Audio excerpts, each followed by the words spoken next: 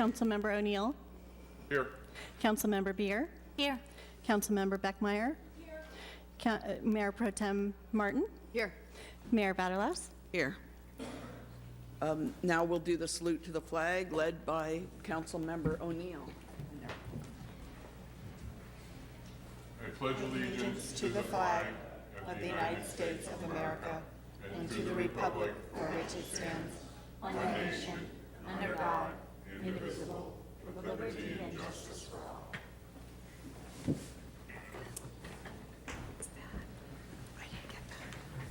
Do we have a closed session report?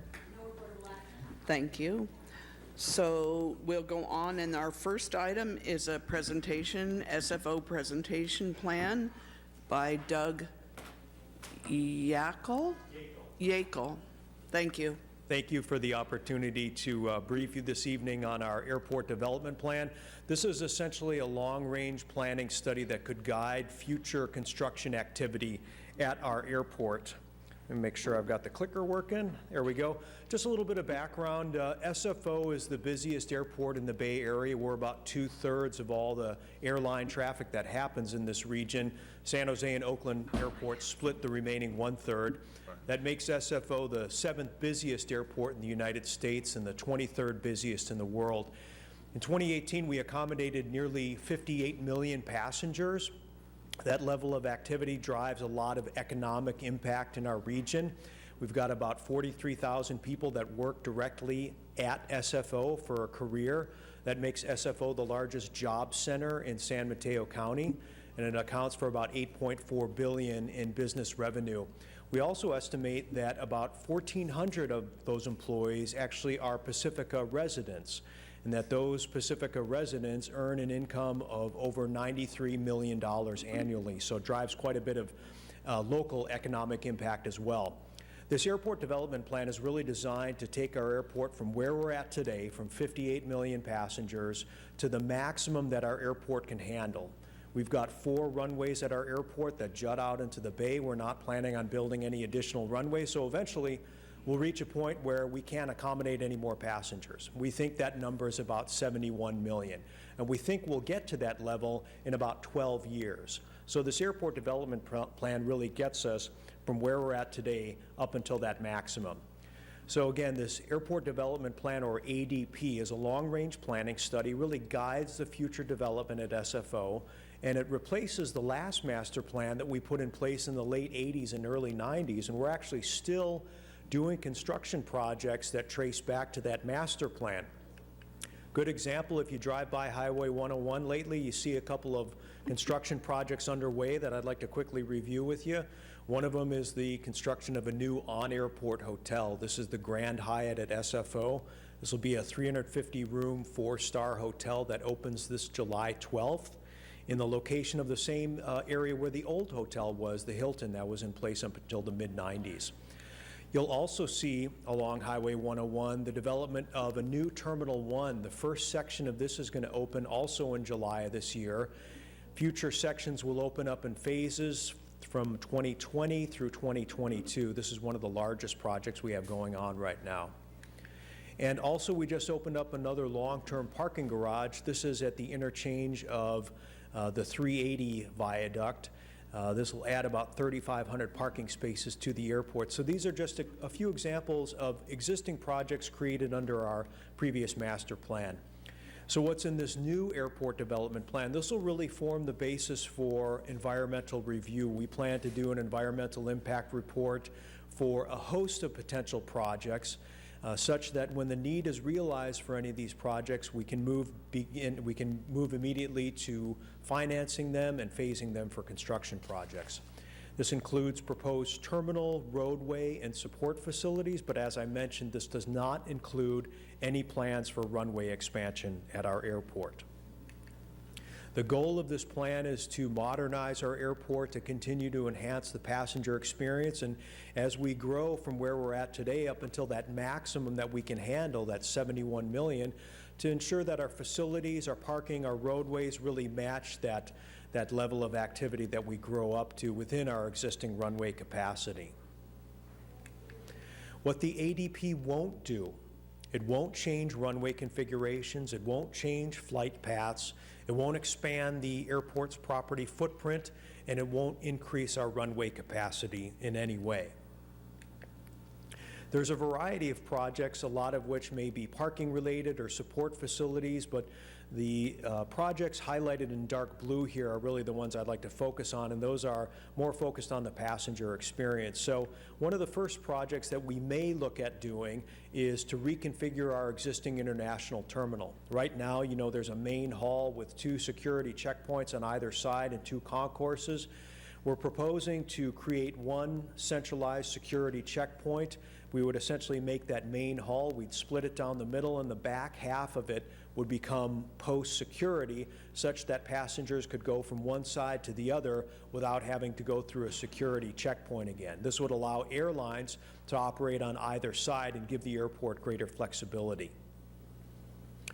Another potential project we would look to do is to add an additional boarding area or concourse. Right now, we label our boarding areas letters A through G. We would propose building a boarding area H. This would essentially extend out from where the BART station is at SFO, add additional gate capacity to our airport. Another project we would look to do is in the center of our airport, we've got a large multi-level parking garage which was built about 40 years ago. We would look to remove that and rebuild that space into a mix of parking, ground transportation, and offices. We'd call this the central hub garage, and really we'd look for this to become the place where most categories of commercial ground transportation get picked up or dropped off. For us, one of the biggest changes to our roadways was the addition of Uber and Lyft back in 2014, and they are by far and away the largest category of commercial ground transportation we have right now, and we're looking for a way to shift some of their activity off of the roadways into a garage. And in fact, right now, we've already started shifting certain categories of Uber and Lyft into our old parking garage. We would look to continue that trend using some levels of this new structure for categories like that and for other ground transportation providers as well. Hopefully that would free up the space on our terminal roadways a little bit further. So in terms of the timeline for this airport development plan, we're right now in early 2019, so we're doing the notice of preparation and doing public scoping meetings in the hopes that later this year we can have a draft environmental impact report available for review, have a notice of public hearing about that, and then kick in that public review period for that environmental impact report. The hopes being that by the middle of next year, we'd have a final environmental impact report, notice of availability, and be able to certify and adopt that. Projects really won't happen until a need arose for a project. So in other words, the idea is get the environmental permitting done, and only when projects are needed would we begin the process of financing and scheduling them. And with that, I'd be happy to take any questions or comments. Mike? Hi, and thank you for coming and doing this. One of the concerns I have is you keep talking about enhancing the passenger experience. Is there going to be anything done to enhance the experience of your neighbors, such as the citizens that live here and the airport noise? Yeah, appreciate you asking that. Next gen? Yeah, so obviously, you know, your residents, like many around SFO, have experienced quite a change since 2015 when the FAA implemented NextGen. And as you know from your involvement on the roundtable, our focus has really been on pushing the FAA to address some of the community concerns. And one of the biggest things that we see is the level of precision that NextGen has brought has taken what used to be a very wide swath of air traffic over communities, like an 8-lane highway, and it's now focused it down to a very tight band of traffic. And for the people that live under that, they're seeing a greater level of intensity in terms of flights than they ever did before. And this is not an issue that's exclusive to San Francisco or the Bay Area. This is happening around the United States. What we're pushing for through our elected officials is to compel the FAA to restore air traffic patterns to the way that they were pre-NextGen, which would be to reinstitute that wider swath of air traffic. And we think that through this select committee that's been established with local elected officials, that we're starting to get some at least an awareness level by the FAA of what the issues are. And what we're seeing coming out of the FAA is a recognition of bodies like the Noise Roundtable as maybe the right way to engage with communities. So there's a lot of work that's yet to be done, but this is essentially a separate parallel track from this airport development plan. So whether or not we do any of the projects mentioned in this airport development plan really have no bearing on noise issues. These projects won't alleviate the issue, but they won't exacerbate it either. Now, you said we are pushing the FAA to change and adapt next gen. Who is we? So that's really our airport leadership in conjunction with elected officials on a federal level. Okay, so you're talking to congresswomen and That's correct. senators and stuff like that? That's okay. correct. So is San Francisco engaged in this at all, or the SFO Commission, Airport Commission? They're certainly kept apprised of it, and our leadership in the city of San Francisco is also very focused on this issue as well. Okay. And have you ever done a presentation on, I'm new at the roundtable, I just been to one meeting. Have you ever done this presentation at the SFO roundtable? We haven't yet, but we plan to. Our focus has been on reaching out directly to cities individually, but once we've completed that, we do plan on making the same presentation at the roundtable. Okay. And Michelle, city attorney, we had talked before once about like a lawsuit, you know, and you explored the possibilities of lawsuits regarding next gen. And you had said we had missed a window of opportunity because they only had X amount of days after a project. Are some of these projects something that would open that window again? I believe so. I'm not sure which ones would, but we would certainly look at that to see if there's any limitations periods that are triggered. Okay, and then your EIRs, okay, you said you're having EIRs, I forget the exact times you're saying them, but the EIRs generally cover noise, correct? They do. They cover a variety of factors, including noise. But they don't, but if you're adding runways, Which we're not. Or you're not adding runways, but you're adding terminals, which is increasing capacity, which given next gen is going to be increasing noise. So will that be a factor in the EIRs, the noise every city's hearing on the peninsula? Noise will be one of the subjects that's covered in the EIR, but I would stress that these projects will not affect capacity. In other words, if we chose to do none of these projects, airline capacity could continue to grow up until that maximum of 71 million. So the only difference is whether an aircraft goes to a remote hard stand or whether it goes to a gate, but it really won't affect an airline's choice of whether or not to come to SFO. Okay, so you're saying that increased flights, because they're bringing in more people, the noise for that is not really going to have an impact on the EIR? What I'm saying is that noise will be studied in the EIR, but this host of projects we're looking at will have no bearing on how airlines decide to schedule, whether they decide to increase flights or not, how quickly we get up to the 71 million, whether or not we do any of these projects. We could choose to do none of these projects and we'd still reach that maximum of 71 million. Do you happen to know when an airline decides to increase their flights into SFO or departing SFO, that is there any sort of review EIR-like thing about the noise issues? Or is it just like granted, you know, after a review period that you can handle it and stuff, just granted? Essentially, it's granted, and it's really not the airport's authority to do that. Ultimately, what constricts our airport is runway capacity. So eventually, the FAA will reach a point where they won't be able to accept any more air traffic because of our runway constraints, and that is what will constrain our capacity level to that 71 million. Okay, okay. And just so you know, none of this was personal against you. I understand. You got guts just showing up here. I gave you credit for that, so thank you. Deirdre? Thanks for the presentation, Doug. Just to follow up on Mike's question about airport noise. So SFO has actually made a statement that said that they put in a request to the FAA to go back to previous flight patterns before next gen?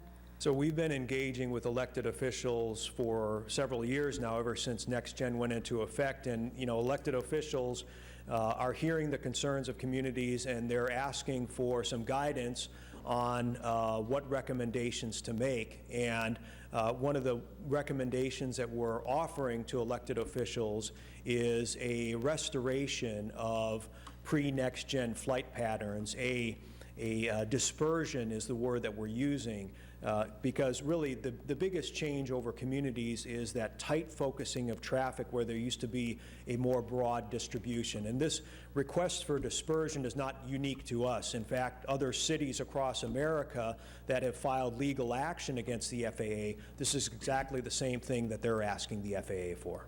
Okay, so SFO has said those words? Correct. Okay. The second thing I had was, when you're doing your EIR, can I just put in a request that SFO consider health and safety of the neighbors as a top priority? I don't think the FAA has made health top priority, and I mean, it's up there, but it's not number one, certainly not number one, and that's a huge fault in their mission of Next Gen. And that is one thing that we'll be doing as part of the EIR. A lot's changed over the years in terms of what companies need to do. Late 80s and early 90s, human health assessment wasn't a part of an EIR, but today it is, so we will be quantifying those types of effects. Great. Yeah, and not just, smoke and noise, but, emotional effects. We get emails at 1 in the morning, and you know the drill. And then the last thing I'd say is just some constructive feedback, that your presentation is good, but it's super light. And for council, sometimes that's good, but for public and neighbors, it's not enough. So I would recommend that maybe once some of these things do get approved, that you come back and give a little bit more detail. I love the white space, and so do CEOs, but I'm not a CEO, so thank you. I'd be happy to come back and provide more detail. Thank you for that offer. Thanks, Doug. Thank you. Sue Beckmeyer. I have a question about capacity.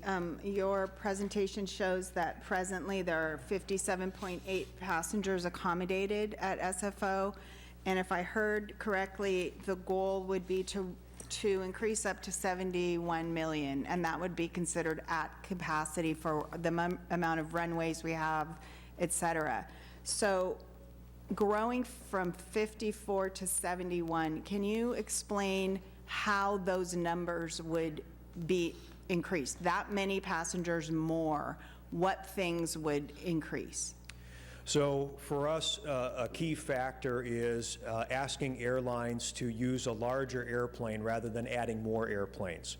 And for years now, when we talk to airlines about how they can grow at SFO, that's what we've been sharing. And we've seen some success in that. Since 2011, our passenger traffic has grown about 36%, but the number of flights have only grown by about 14%. Back then, an average aircraft at SFO held 134 people. Today, it holds 158. We continue to make those kinds of assumptions as we get up to that maximum of 71 million, and we assume by the time we reach that point, an average aircraft at SFO will hold 170 people. So we continue that push with airlines. Okay, and can you give me an example of the largest, can you name for me the names of the largest kinds of planes that are presently flying into SFO? Yeah, so the largest aircraft that flies at SFO is an Airbus A380, and that's operated by a handful of airlines, Emirates, Air France, British Airways.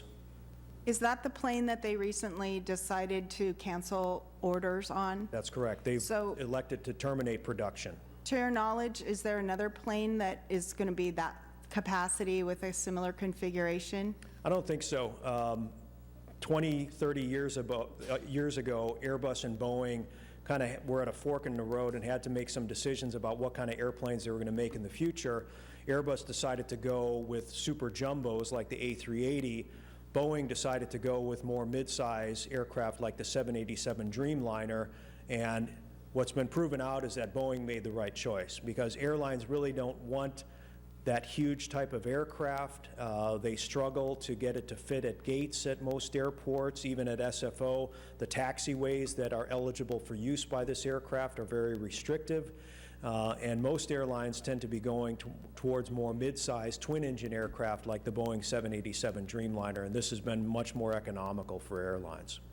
Thank you. Mary? Thank you so much for your presentation. I really appreciate it. You had mentioned that you were going to condense the security lines into one, right? So won't that increase like the time it takes to get through? We would- Yeah, I was like, oh, no. Yeah, great question. And we would essentially have one checkpoint that has many more lanes than a checkpoint that you know today. So in other words, if we've got 2 checkpoints at the international terminal on either side. Each has about 8 lanes. We'd probably create a new centralized checkpoint that has maybe 18 to 20 lanes. So we would increase our overall throughput capacity, but really centralize where it happens, and most importantly, allow those 2 concourses to be connected post-security. Thank you.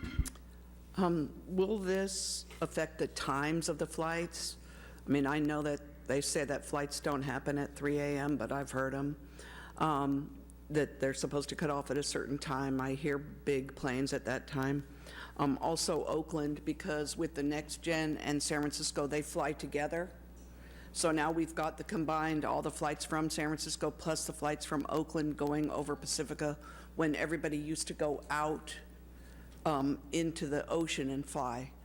So we've got a double wham here. Yeah, understood. And we're hoping that it will affect both Oakland and San Francisco, so that we don't have as much. This airport development plan will have no bearing on how aircraft take off or land at our airport, nor the times that they operate. Okay. Thank you. Anybody? Okay. Thank you very much for your presentation. Thank you. Thank you.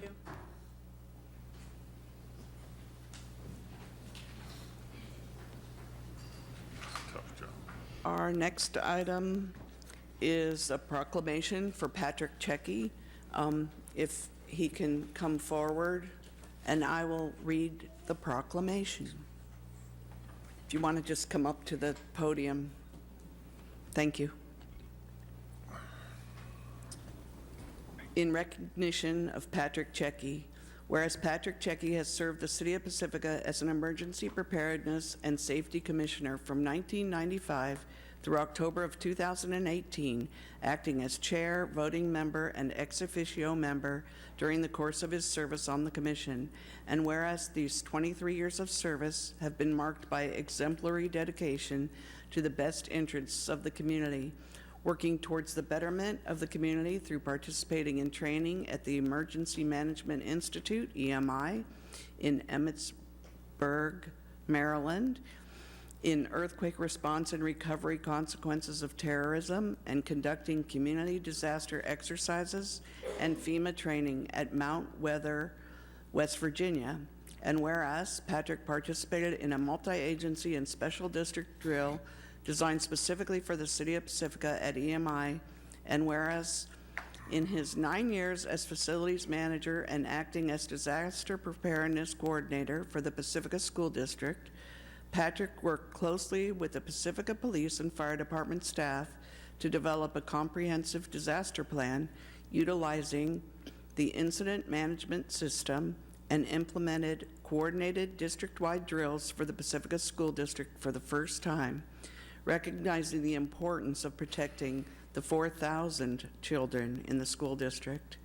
And whereas, through the performance of his duties and responsibilities as a member of the Emergency Preparedness and Safety Commission, he has made constructive contributions to emergency preparedness in our city through his appearances on Pacific Coast TV and outreach to groups such as senior citizens at Casa Pacifica and local Boy Scouts, educating the community on important safety and disaster preparedness topics. And whereas Patrick Checky's commitment to the city and the community it serves deserves special recognition and appreciation. Now therefore be it resolved that the City Council of the City of Pacifica, on behalf of all of its citizens, hereby extends our sincere appreciation and thanks to Patrick Checky for his 23 years of dedicated and distinguished voluntary service to the City of Pacifica, done this 11th day of March, 2019. Wow.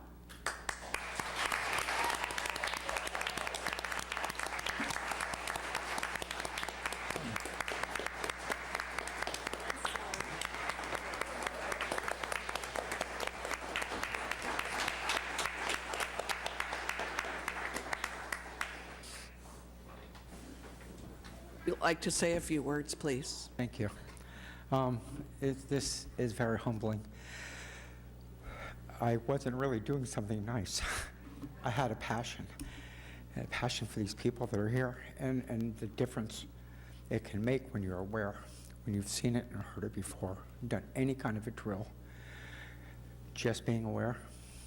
And I feel it lasted a long time, and I feel it worked, and it made an impact, and that's what makes me feel good. I'm very humbled by this, and I appreciate it very much. Thank you. Deirdre? Patrick, I've only known you for 2 years, but I served with you in the, I was liaison to the commission the last 2 years, and I'm impressed. I didn't know most of this, but thank you very much, and I look forward to, hopefully seeing you around town, and hopefully you get to enjoy a little more time with your family. I hope to be further involved. Thank you. Mike? Thank you very So much. I think, I don't know, when I was on the school board, when I first got on the school board, Patrick was the facilities manager. And then he retired from there, and now it's the second reading, I guess, for your retirement, huh? This one, I guess, will stick. But you did a good job at the school district, so you were watching out for the kids and the facilities there and everything.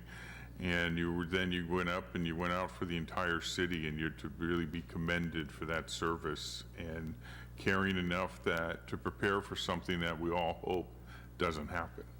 So I wanted to say thank you, Patrick. And you've always been a nice guy while you're doing it. I see you there at Fog Fest and everything doing it. Thank you. Thank you. Mary Beer? Well, I want to thank you so much for your service. You know, it's people like you that make Pacifica such a rich, wonderful place to live. So thank you so much. Got it. Sue? And I will echo what everyone else has said. Thank you very much for your service to our citizens.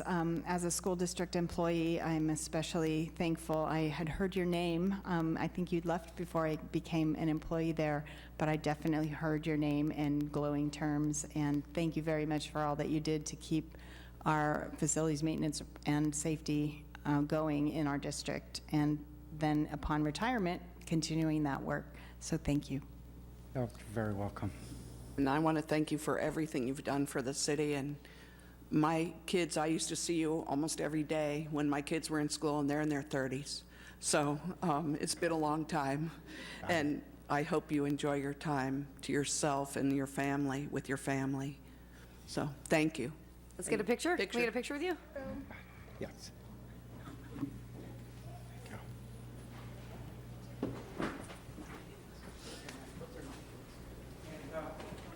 And we have a very dedicated commission, who's, a few of them are here tonight also. Take several pictures.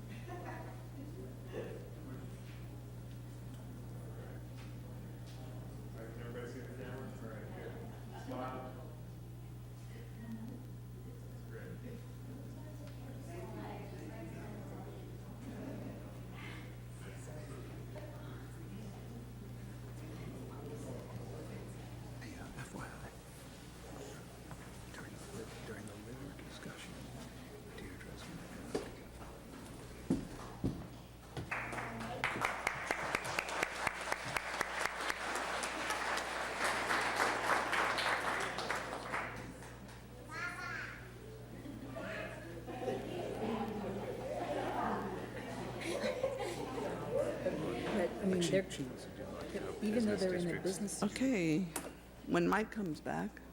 No, right, but more proactive, like developing a litter management plan, that kind of thing might be what she's sort of was thinking. The next item, oh, I have no yellow cards. No yellow cards for oral We have communication? consent. Wait, I know, but I wanted to see if there was anybody. So our next item is the consent calendar. Is there anybody who wants, on council or in the audience, who wants to remove something from consent? I just have a comment on Deirdre? on item 5. Okay. Should I make it Well, now? wait, we'll wait 1 second till they,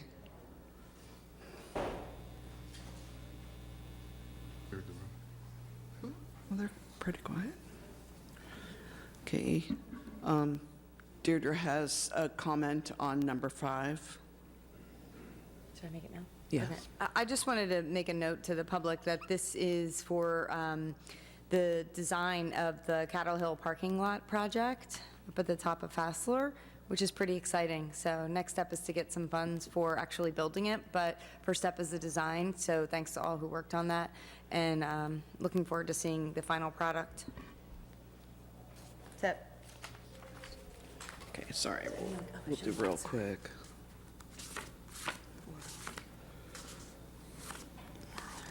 Sorry. I'll get better at this. Okay, there are no cards from the public of people who want to remove anything from the consent, so I'm looking for a motion. Okay. Oh, Mary? That's fine. I'd like to make a motion, please. I move that we approve the consent calendar as is. I'll second. Vote, please. Okay, and that passes 5-0. And now on to oral communications. So I will do these in the order. The first person is Lynn Adams, followed by Kathy Maresco and Kathleen Manning.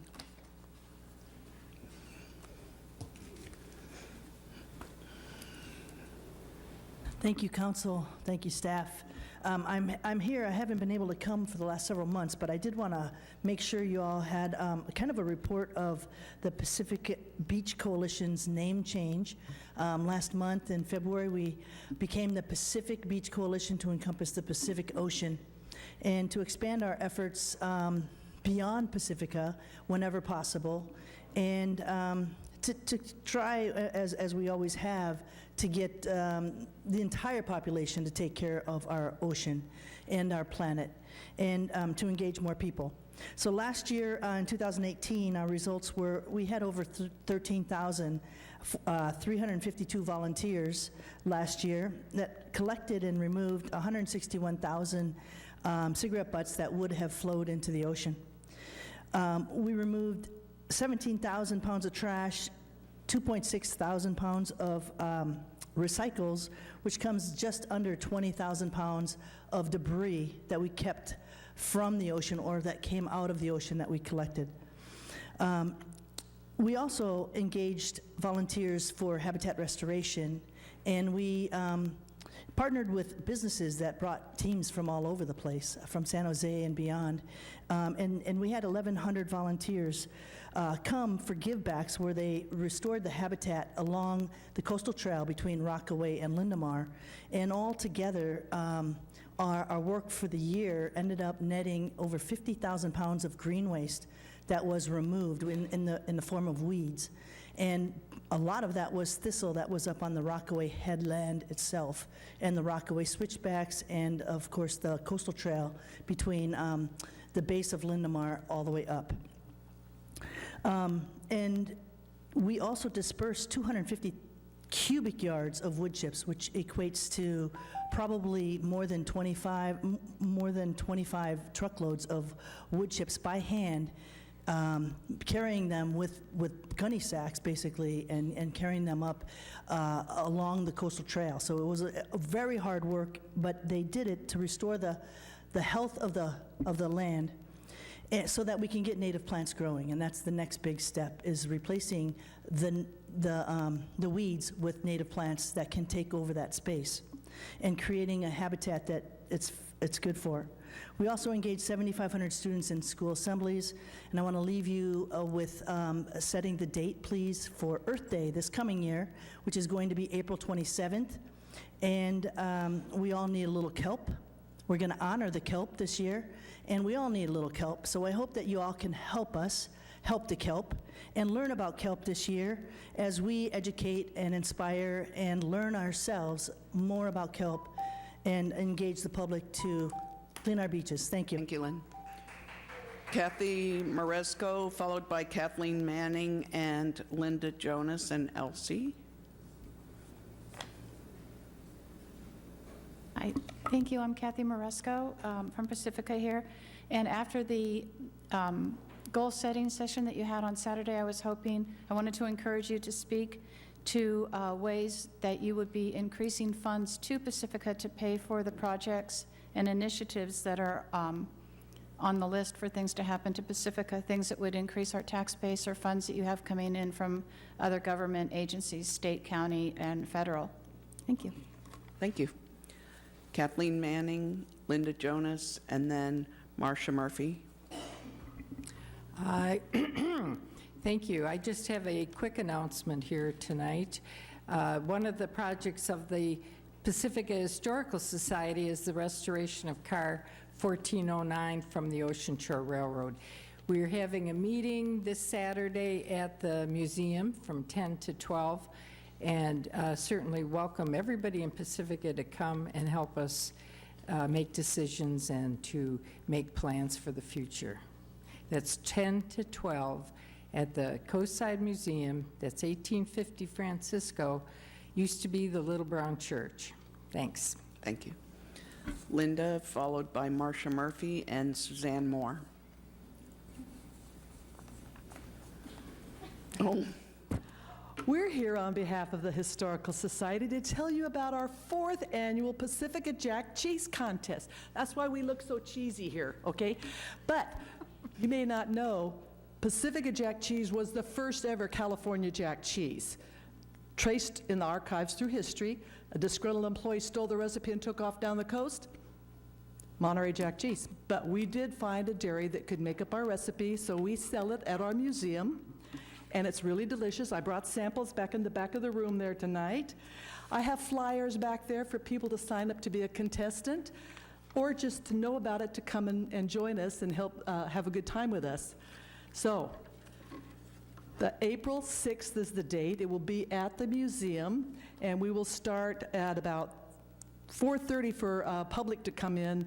Contestants come in around 3 and get things set up. We really are hoping that you'll come and join us. We have local people who work in food services areas as our judges, people like Beth Lemke from Grape in the Fog, who actually buys our cheese and serves it on some of her cheese plates, which we think is a pretty fantastic thing for a local business to do. Anyway, moo! And we also want to announce we're launching Cheesegate. Last week in the Chronicle, in the travel section, they had a long article about the origins, the true origins of Monterey Jack cheese, and they left out Pacifica. So we are incensed, and we are doing everything we can to make people aware that this is the true story. Cheesegate. This lady loves to use those little things like Cheesegate. She's the one that started Let's Make America Great Again, Grate. She had a big sign with a picture of the cheese up there and a real grater hanging on it. So anyway, come and be cheesy with us and have fun. Thank you. Marcia Murphy, Suzanne Moore, and then Stephanie Phillips.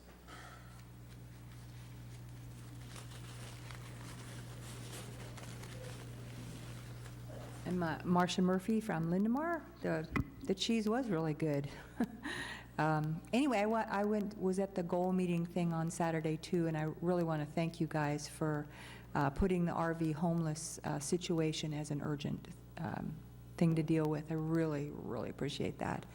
And I also hope, and I know you will, support the Pacifica Resource Center's efforts towards getting the HEAP funding, and I think we need to show them that we're behind the Pacifica Resource Center, and they give us money. I mean, that's what I think's going to happen. I hope's going to happen. So anyway, I'm just really proud of you guys. You know, you putting your heart, making Pacifica a place with a heart. Thank you so much. Thank you. Suzanne Moore, Stephanie Phillips, and then Delia McGrath. Good evening, everyone. And just like Marcia, I do want to thank the City Council and staff for putting homelessness and RV parking as an urgent goal for this coming fiscal year. RV parking was identified by our director, Anita Reese, as a homeless issue, not a parking issue. And I oppose a unilateral ban of RV parking until we have a chance through our task force to study this issue. I support the Pacifica Resource Center's plan for rotational shelters and safe parking, and I appreciate the city's intent to aggressively seek those spring HEAP fundings from the county. And I encourage the city to consider options for local waste disposal and/or collection. Thank you. Thank you. Stephanie Phillips, and then Delia McGrath is the last card. Hey, Stephanie Phillips, Pacifica. I got a little cough, so hopefully it won't happen while I'm doing this. I wanted to thank you all for Saturday. I was, as you know, that there was a great turnout and the kids left really stoked in regards to the park. Sorry, I'm like fumbling here. Hearing from them, the kids rode their bikes all the way from the back of the valley to come speak with you that day. And hearing from them about how their need or their desire to have a place that's established and protected and that they don't have to worry about somebody coming and knocking down the dirt that they just built up was really moving to me. I look forward to other study sessions and appreciate your support. Thank you. Thank you. Delia is the last yellow card I have.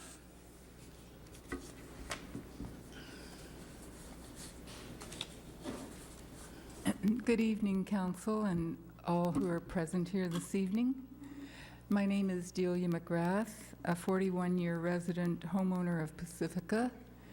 I'm a member of PH4A, which is Pacifica Housing for All.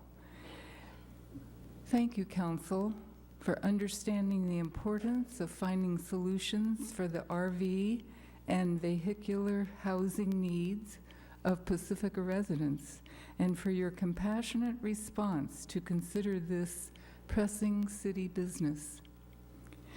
We volunteers who have been working closely with Anita Reese at PRC believe in what Anita is envisioning, and that the safe parking program she wishes to set up offers the best immediate solution. This will become part of a larger, more long-term effort to address houselessness here in Pacifica.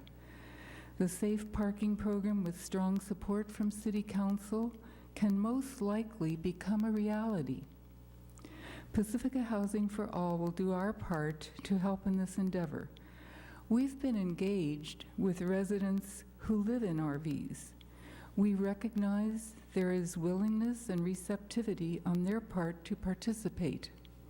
We will continue our work for this great cause locally.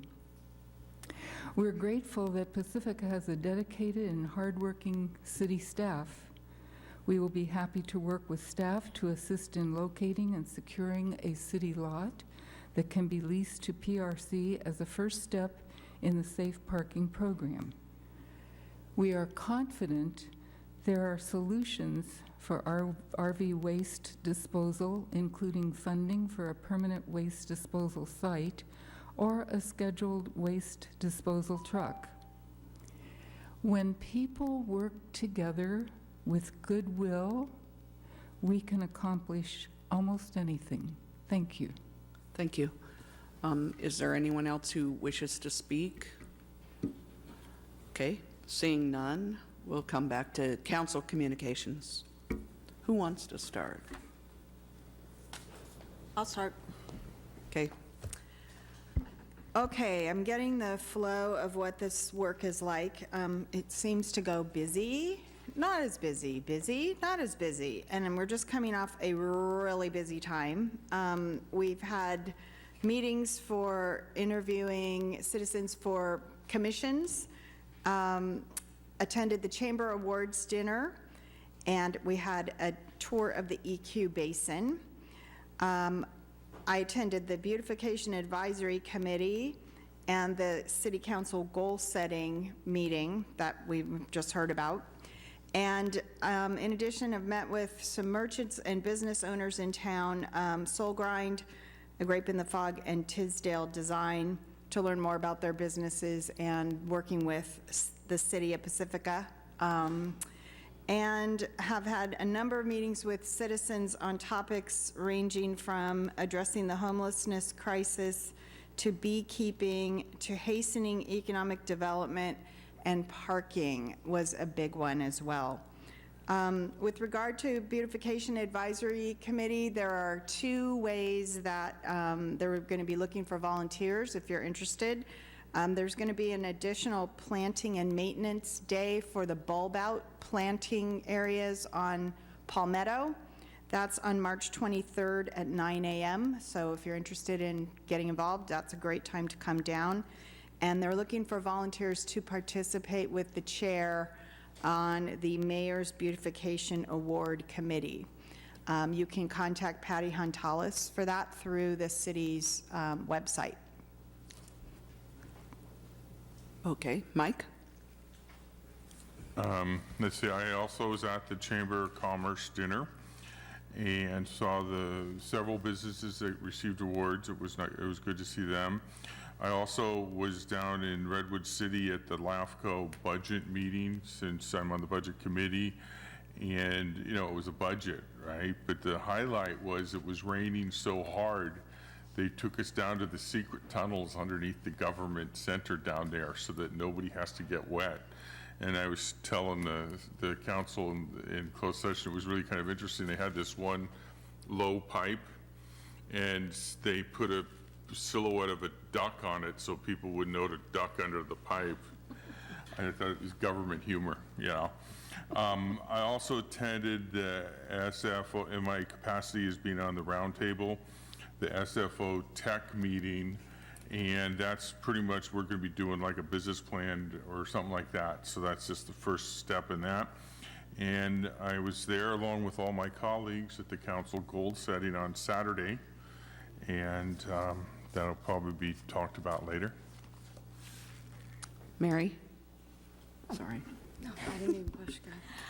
Okay, so I was also at the goal setting. It was my first time participating, and I was just so pleased about how we all worked so well together. It was a really good day.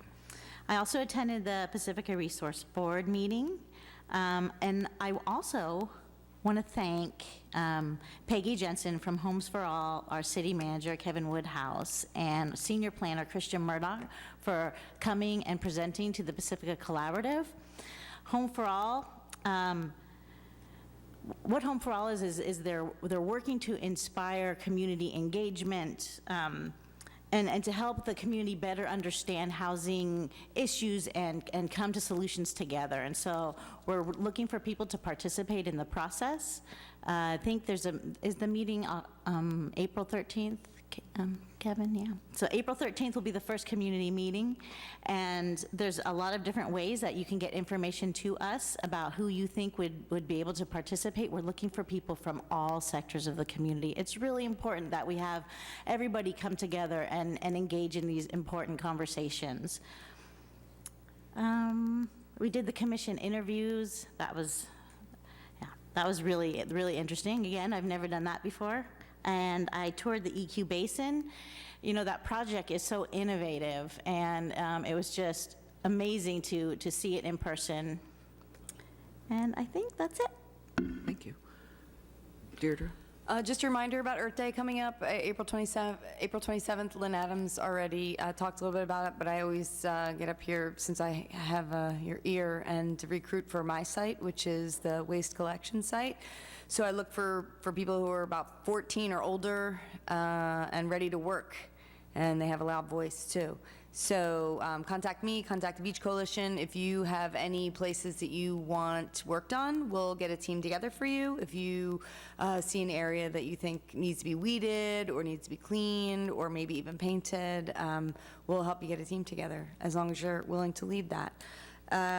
Also, I attended the Peninsula Clean Energy meeting this past month, and they went over their marketing campaign.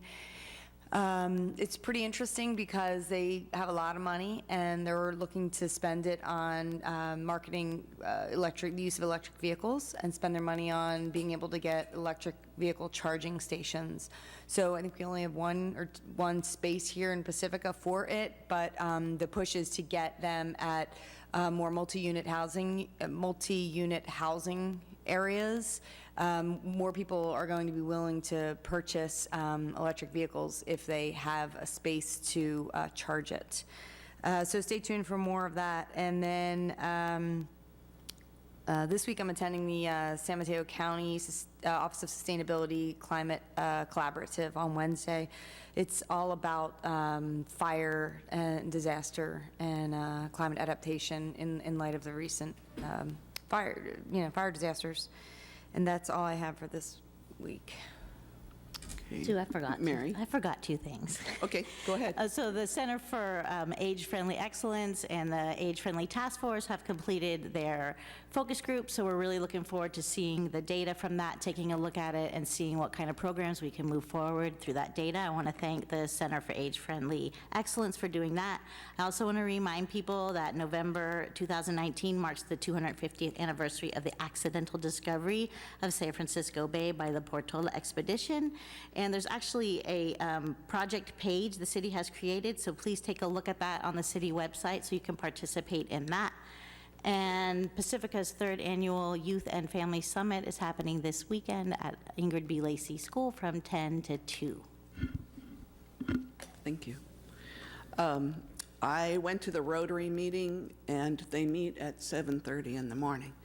But it's a little too early. Mainly, the topic of my discussion to start with was district elections, and I would hope that everyone here would study what's going to happen with the district elections, because whenever I mention it, people go, what? I don't get to vote outside my district? I don't get to vote for a council person? It's a really important issue that we had to do, but please go onto our website and read about the district elections. We had a Home for All kickoff meeting where the whole group got together. I also spoke at the Realtor Tour about district elections. So if anybody wants me to come and talk about district elections, I'd be happy to do it. I went to the Chamber Awards. I'm also on a coastal issues working group for the state of California. That really is a realtor group, but it has to do with all of the coastal groups in the state of California. So it's quite interesting. One of the things that we didn't come up with at our goal setting, everyone was at the goal setting, was the bee issue. And I'd like to see if at some point in the future we can discuss the bee, legalizing the bees in Pacifica. And I also went to the chamber with a couple of other people, and that was a huge event. We could actually use a space larger than Nick's because we were packed in so tightly. There were so many people who wanted to attend, and it did sell out. And so look forward to having a bigger place, like maybe here someday. Thank you. Staff communications. Thank you, Mayor Vargas, council members, Kevin Woodhouse, City Manager. I'd like to just begin with a big thank you for all of the great and productive work that the council members put in on Saturday at the goal-setting session, as well as staff that was there and our facilitator, Sherry Lund. It was a very productive day. It was a long day, packed with information, so we're probably all still recovering a little bit from that, but thank you for that. Councilmember Beer mentioned the Home for All community conversations that's beginning, and I just would like to reiterate that the first community conversation will be on Saturday the 13th and the time and location will be widely publicized, and getting the word out about that event will be a big staff effort, as well as county and Home for All effort. Also related to housing, on this Saturday, I'll be at the Pacifica Democrats Club participating on a panel discussion about housing to provide some information, Pacifica information for that conversation. And finally, our new Information Services and Technology Manager, Tommy Yu, has begun, and I'm going to turn over to Assistant City Manager Lorenzo Hines to introduce Tommy. Good evening, Mayor Vadalos, members of the Pacifica City Council, Assistant City Manager Lorenzo Hines. I'm here to introduce Tommy Yu. And so Tommy is our new Information Services and Technology Manager, and he started last Monday. And Tommy comes to us from Menlo Fire, and he's got many years of experience, and I just wanted him to just come up and say hello. Hi, good evening, Madam Mayor, City Council members, and fellow city staff. Again, my name is Tommy Yu. I'm the new IT manager for the City Pacifica. As Lorenzo mentioned, I came from Menlo Fire for the past 9 years. I was their senior IT analyst, managing their network infrastructure as well as their daily technical operations. Prior to that, I worked in IT for the City of Palo Alto, supporting all 13 departments, including police and fire. And of course, prior to that, I worked in IT for the San Mateo Public Library. So hoping to bring about 14 years of government IT experience to help the City of Pacifica improve in all years of IT operations. And I'm glad to be here. Thank you. Welcome. Thank you. Thank you. Yay, Tommy. That's the council. Oh, and the housing meeting is at Sharp Park Golf Course at 9:30. Saturday's a very busy day. We have things all day. Did you mention it's the homeless thing on Saturday morning? Pacifica Democrats this Saturday morning at 9:30 is having a forum on homeless issues. It's housing. On housing issues. So it would be interesting if people wanted to come in, visit and see it. Thank you. No public hearings, so we move on to council consideration. It is the continuation of evaluating strategies related to reducing litter, and Lorenzo Hines will be presenting.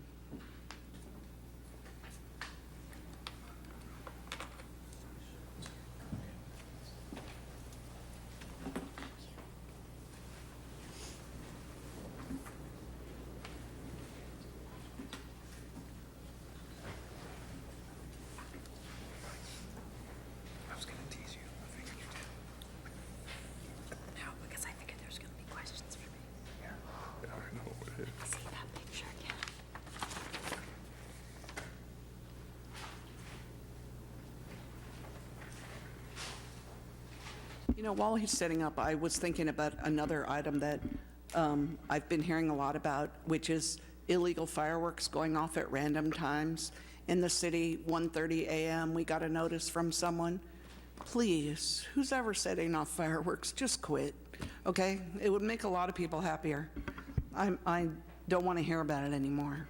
I don't want people to do it. Thank you.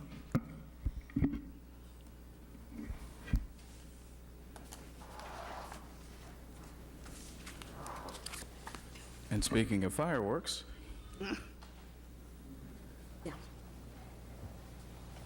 Mayor Vadalos, members of the Pacifica City Council, Assistant City Manager Lorenzo Hines with you once again. Tonight, we will continue the discussion regarding the looking at strategies to reduce litter here in the city. And so I prepared a PowerPoint, just a short PowerPoint to kind of go over the issue.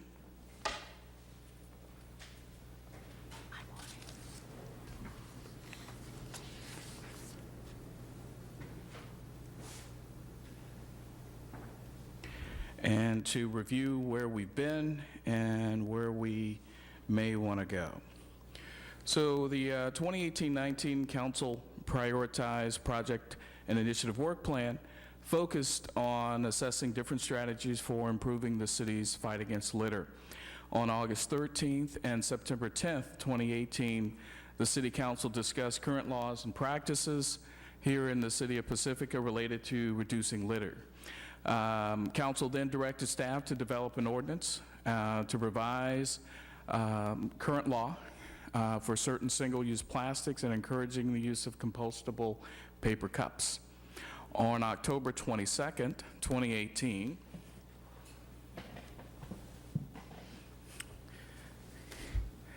the council adopted the Sustainable Food Serviceware Ordinance, which set forth a citywide ban on plastic beverage straws, stirrers, cutlery, polystyrene, disposable food serviceware, and encouraging the use of paper cups that are compostable. So we've made progress. However, there are certain conditions that still exist. And so I'm going to talk a little bit about sort of the current litter conditions, the current measures that are in place to mitigate those current litter conditions, and talk about some recommendations that we have for council consideration or to spur conversation amongst the council. So under current litter conditions, I'll start with some of the issues that Public Works addresses. I had conversations with all the departments about litter, and one of the most troublesome areas for litter and junk is the alley behind Manor Plaza. Apparently it has become quite a dumping ground for very large items, and apparently there's a fair amount of vermin back there as well as a result of all of the things that are being dropped back there. So we just wanted to make you aware of that. We also have a significant litter issue, and this is why I made the comment about the 4th of July and fireworks. We have a significant litter issue in the Lindemar Beach area and on neighborhood sidewalks and streets as a result of fireworks activity during the 4th of July holiday. We've also got litter at Frontierland Park. Usually it's the result of an overnight party. However, Public Works usually addresses those issues pretty promptly. Litter does get caught up in the fence surrounding the Pacifica Community Center as well.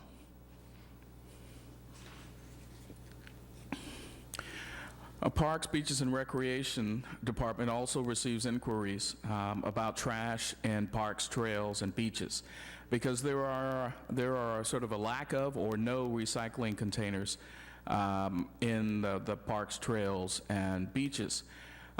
We spoke to Recology of the Coast, and they periodically provided recycling containers in Pacifica's parks. However, it's their experience that they found that these containers were frequently filled with household trash, kind of defeating the efforts to recycle in parks. Code enforcement regularly receives litter complaints for all three major shopping areas, Fairmont, Manor, and Lindemar. And they also receive complaints related to homeless encampments as well. From an economic development perspective, if we're considering appropriate litter reduction strategies, input from the business community is very important, as businesses may be affected by any prohibitions or new ordinances. Yes. Code enforcement, receiving complaints about the three majors, I think it's missing one. Park Mall, right? You guys get code enforcement on that. I know I've submitted a few myself. Well, I think they do code enforcement all over the city, but those are the three areas that were mentioned explicitly by the planning department. But yes, you can. I just want to point out that it is pretty bad out there, so if this is kind of going on record, we should probably note that Park Mall is also. You should pull the microphone. Sorry, that Park Mall is also an issued area. Okay. That's all. All right. I've submitted a few code enforcement things myself. That's why I say that. Okay. All right. We'll add a fourth to it. Thank you. Thank you. So those are some of the areas that we're dealing with litter issues. And here are some of the efforts that are currently going on to sort of mitigate those issues. So all city departments, as a result of the Sustainable Foodware Ordinance, have begun moving away from the utilization of non-sustainable cutlery. So we're getting rid of the plastic in favor of reusable or compostable alternatives. We've even got one of our directors that carries around his own set of cutlery, bamboo, compostable, and so it's very impressive that he probably has that cutlery with him now. It's our Parks Director, Director Perez. Our goal setting, we had Yes. had compostable silverware. Yes, indeed. Yes, indeed. So our Public Works Department currently maintains about 140 trash cans citywide. And so that's a huge effort on Public Works' part. Public Works also has a number of programs that help mitigate litter. And the street maintenance program is one of those, and it provides sweeping of all residential, major, and commercial streets twice a month.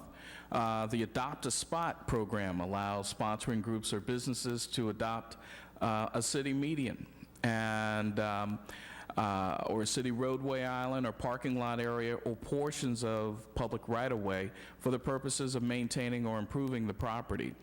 And these improvements consist of picking up litter, removing weeds, removing the existing landscaping, and replacing it. Public Works also provides a free dog bag dispenser and waste bags to pick up and dispose of pet waste. Parks, beaches, and recreation, they require the patrons that reserve Frontierland Park to bring large garbage bags for their own trash collection. And Parks further requires that all garbage must be taken out of the park if the existing cans are overflowing. Lindemar Beach, PB&R requests patrons to throw away any trash and garbage so as not to attract predators like ravens or crows. Our planning department, as I mentioned earlier, we've got a number of codes that are specifically designed to address blight, nuisances, and sort of maintain a clean environment for all citizens and visitors in the community. As Councilmember Martin mentioned, the code enforcement staff is available to investigate any and all complaints related to litter and other things related to code enforcement. The Pacifica Police Department provides fireworks education as it relates to litter during the 4th of July season. The PPD also distributes a Keep Pacifica Clean, it's apparently the garbage can guy, posters for merchants and fireworks booths to display, and encouraging folks to, as the name says, keep Pacifica clean. The PD also supplements this message with social media postings as well. In addition, the police officers commonly patrol areas known to be a problem with litter. However, the PPD presence serves as a deterrent to blatant littering. Enforcement in the way of a citation issuance is difficult, as officers must view the littering violation as it is occurring to be able to issue the citation. We spoke with Recology of the Coast and got their input, and so we spoke to them about the 4th of July, and typically around the 4th of July, actually the 5th of July, Recology deploys their supervisors, to pick up the trash left in the streets and to assess the need for non-scheduled fireworks related trash pickups to avoid materials being flushed down storm drains. Just to note, last year, one of Recology's trucks caught on fire due to an unextinguished firework that was placed in the trash pickup. And Recology also lost 3 garbage carts, due to fireworks vandalism. And then we have our friends at the Pacific Beach Coalition, who are hosting and the Earth Day cleanup and the Eco Festival, and also the Coastal Cleanup Day. And so all those efforts go to keeping Pacifica as litter-free as possible. We have some recommendations for additional measures to mitigate litter. And the first recommendation is a policy of pack it in, pack it out. And so this requires patrons take their trash with them as they leave our parks, trails, and beaches. And it is most effective when trash cans are not made available. Second recommendation is develop and implement a pilot program to encourage patrons to recycle, compost, and landfill waste properly by placing combo outdoor recycling, composting waste bins at a couple of Pacifica's most scenic locations, such as Lindemar State Beach and Beach Boulevard. And again, this would be a pilot program, and if council has an appetite for this particular measure, then we would go away, study the problem, and we would bring it back to you in an organized fashion where we would be able to lay out the program implementation and the cost as well. And so that concludes my presentation. I would like to add that the cost of bins and signage for those recommendations would run somewhere between $5,000 and $10,000. Questions, Deirdre? Just for the sake of documentation purposes, for that one piece, we added Park Mall. And then for the efforts to mitigate Pacifica's litter under Pacific Beach Coalition, can we add weeding? Because the weeding that they do keeps the windblown trash from sort of gathering there also. And then also the weekly cleanups. Can we add those too? There's one. And then I don't know of, I mean, I could be way off here, but I don't think Recology actually does send people out to the streets to pick up. They do. Yeah, they do. Physically with their hands on the ground. Well, no, they're in trucks, and then they'll, with a shovel or something, pick up the piles of fireworks. So they're You're going talking out. about July 4th, right? Yeah, they're getting out of their Recology trucks and Yeah. cleaning up the street physically. Yeah, because people in Lindemar tend to put, in a court, will put them all in one big pile. Wow, And okay, they'll I did not stop know that. and They don't do it on Terra Nova, do it. and there's a lot I've of it. seen them doing it. Okay, And great. Chris Porter, the general manager, will be more than happy to talk to you Yeah, I about thought that. she was gonna be here tonight. Okay, so then the other thing was, that's a bummer about the truck that caught on fire. But just so you know, other people's land have caught on fire, and the house his roof was caught on fire a couple years ago. And they also lost 3 garbage cans, and the owners of those cans are required to replace those. So that's the onus is on the people who own the cans. So I love this. Thank you very much. I know it's been talked about to death almost, but we did a lot of great work in the last year.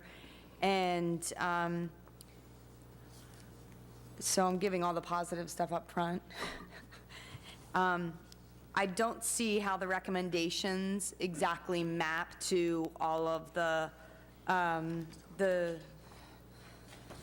litter conditions. I don't see how the conclusion is from this, we get to this. I sort of always look for like that transition of where's the connection. I saw some stuff about like on the trails, there's some stuff, and it's mostly waste from the home, but I don't get where we transition to the pack it in, pack it out. And so while I believe that these are great ideas, 2 of the things that I mentioned, and I emailed way too late about it, I apologize. And council member, I can make that connection for you. Okay, go ahead. Okay, there are reasons why people come to Pacifica. It is our parks, it is our trails, it is our beaches. And so this report, as it stands right now, is focusing on keeping those areas that draw folks into our city, that make us appreciate being here, and makes visitors appreciate being here, keeping those areas as pristine as possible. So that's why we have those 2 recommendations. Okay. So, yeah. Got it. And 10-4, roger that, on board. So like I said, I do believe in these. Right. So, but I don't see like the compost stuff, the recycle stuff, like putting in a compost, recycle, and landfill. Like, I love that idea. We should be doing that anyway. But I just don't see sort of the connection here, and maybe I'm missing something.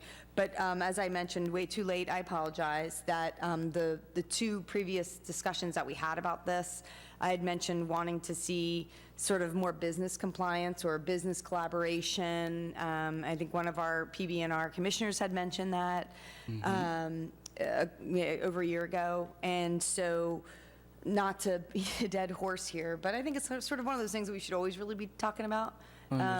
Maybe eventually we could come back or do a little analysis on those troubled areas, because you mentioned those troubled areas, but we don't mention any mitigation.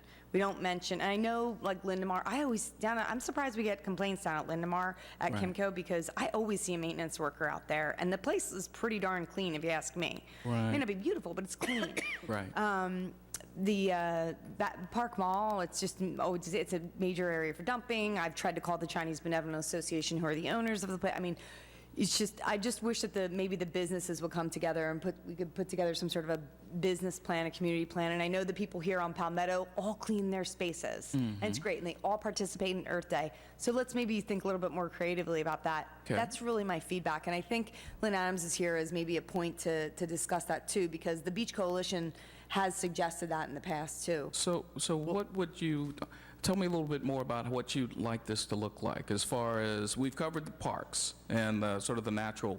If I could, yes. I just wanted to jump in, kind of, for the mayor. Are we done with questions? We're asking and doing questions, discussion? and we've only started with one person. We have other questions from council. Okay, I just want Instead to... of recommendations, we are on the question phase. We'll get to the public after the council has a chance to ask questions. Okay. Thank you. I just wanted to make sure that's where we were. Okay. Sue Beck. And I'm sorry, I only mentioned Lynn because I was told that I was able to ask her up for questions. I was told by city manager. She's coming up. Okay, I'm just letting you know. I wasn't This trying is to a speak out of line. questions. We have the normal process. Yeah, I know the process. Okay. Okay, I don't. So I want to unpush my button and wait until after public comment. Okay. Thank you. Mary? Push my button. Lorenzo, I'm wondering if, as part of a pilot project, could we include like compost bins in other places? Because we're constantly using compostable cutlery and plates and cups, and my own meetings included, but we don't have anywhere to put them. Right. So we feel good about using them, but then where do we put them? Like maybe in partnership with the schools as well, because that's where I hold most of my meetings, and there's just nowhere to put it.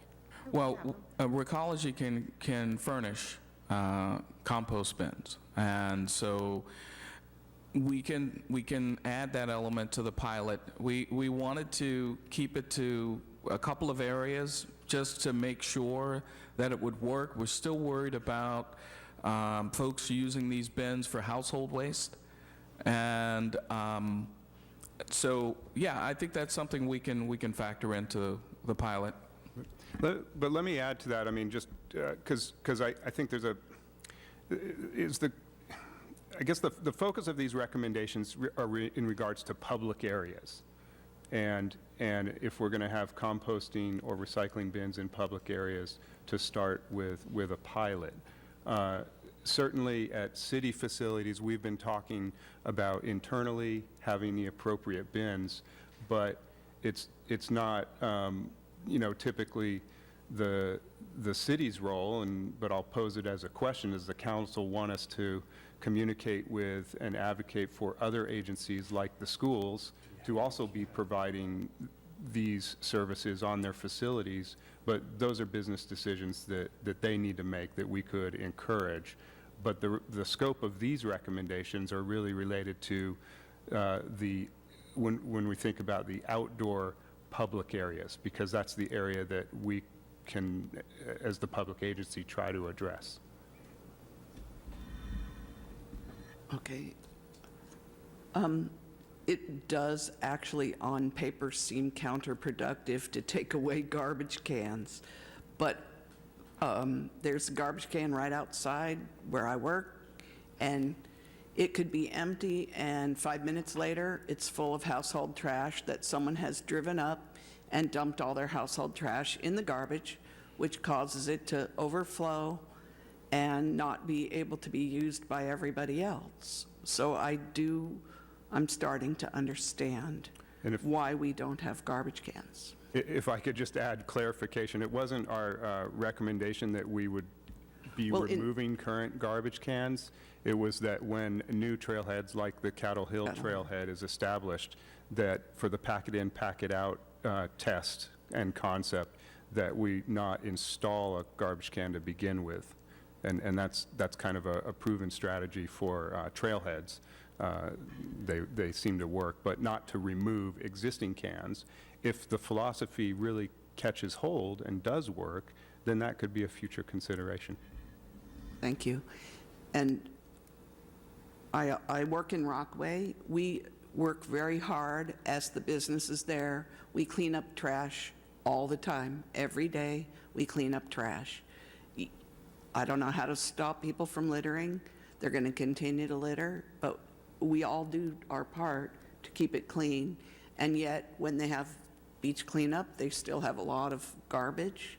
Lynn and I always talk about my cigarette butt container, which every day someone puts a bag of dog poop in there, every single day.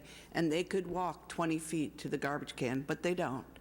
So at least I guess it's in one location and not on the ground. So, I'm sorry, that wasn't a question. It was a statement. Anybody else have any questions? No. Okay, Lynn. Members of the public. I have a fair amount of experience with all of these things, and I really kind of know the hot spots of litter, and have been studying it. We have the cigarette containers all over, and they're filled with trash, because unless a trash can is convenient in front of you, you don't go back. And if it's not in view, you don't carry anything. And people are not going to want to go back into their car with their stuff. And I mean, I would love it to be, if there's a parking lot, to have pack it in, pack it out. Of course, I do that even with my compost stuff when I'm in different places. I bring my compost stuff home to compost. But I'd like to just say that people putting their household waste in the trash can is a problem, but it's not a reason to stop having trash cans, because the alternative is to have litter everywhere. And if that is happening, they just need to be serviced a little more, and a camera should be installed, or people should be, we have to have more monitoring, because it has to be reviewed. And I've seen Recology go through the trash to see what's there and call people, okay? So that is a possibility, and I think that's a more viable option. Shopping centers are one of the biggest sources of litter, and it blows outside of the shopping center areas. Public Works unfortunately has to clean up Highway 1 almost every day because of the trash that comes across from Safeway. People are dumping behind Safeway, Pacific Manor Shopping Center. Cameras installed there will eliminate that immediately, and a ticket here or a ticket there would eliminate that immediately. And it's not our responsibility to clean up there, although we have done that since 2007. We've cleaned up the back of the shopping center for Earth Day and Coastal Cleanup Day. And we've worked with the businesses there.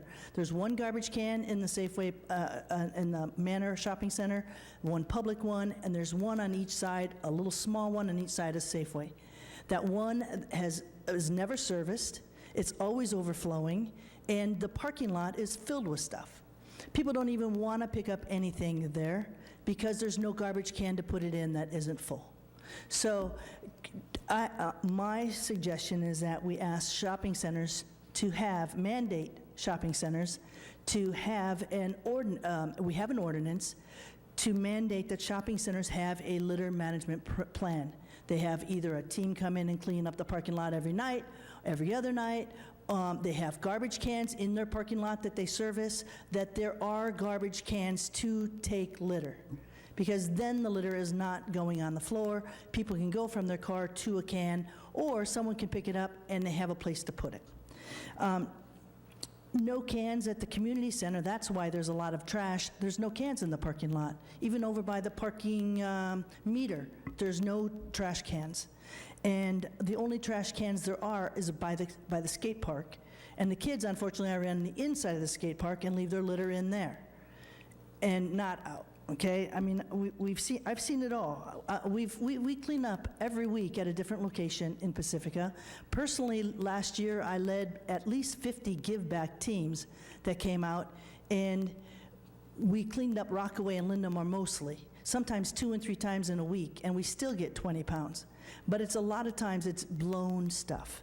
Okay, and the trick to having no litter is to have less litter at the time, right? You have to have places for it to go.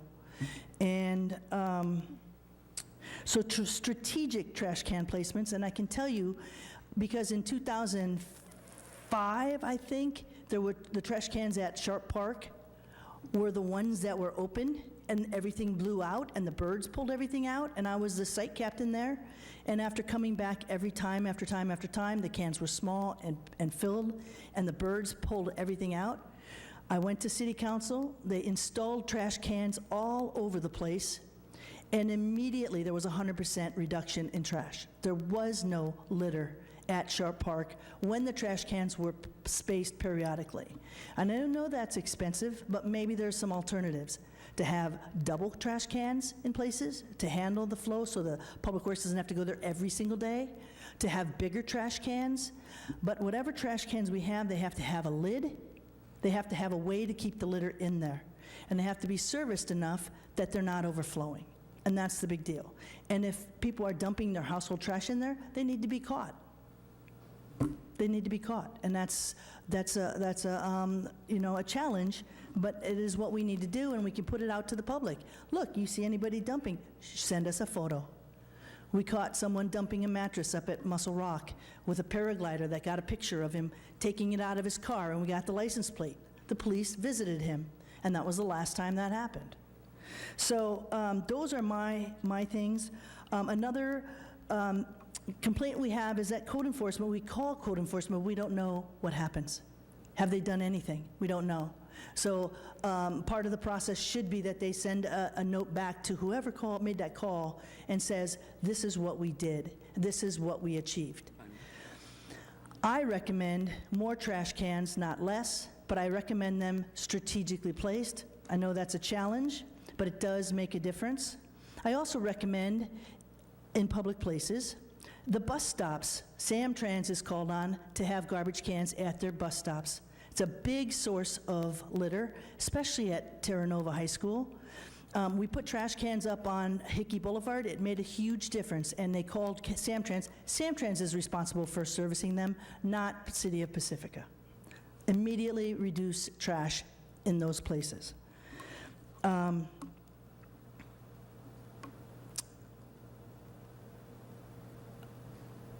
The street cleaning would be a little more effective if there was no parking at certain times in certain locations, because there are some streets that are filled up with cars on both sides, and the street cleaning can't do anything.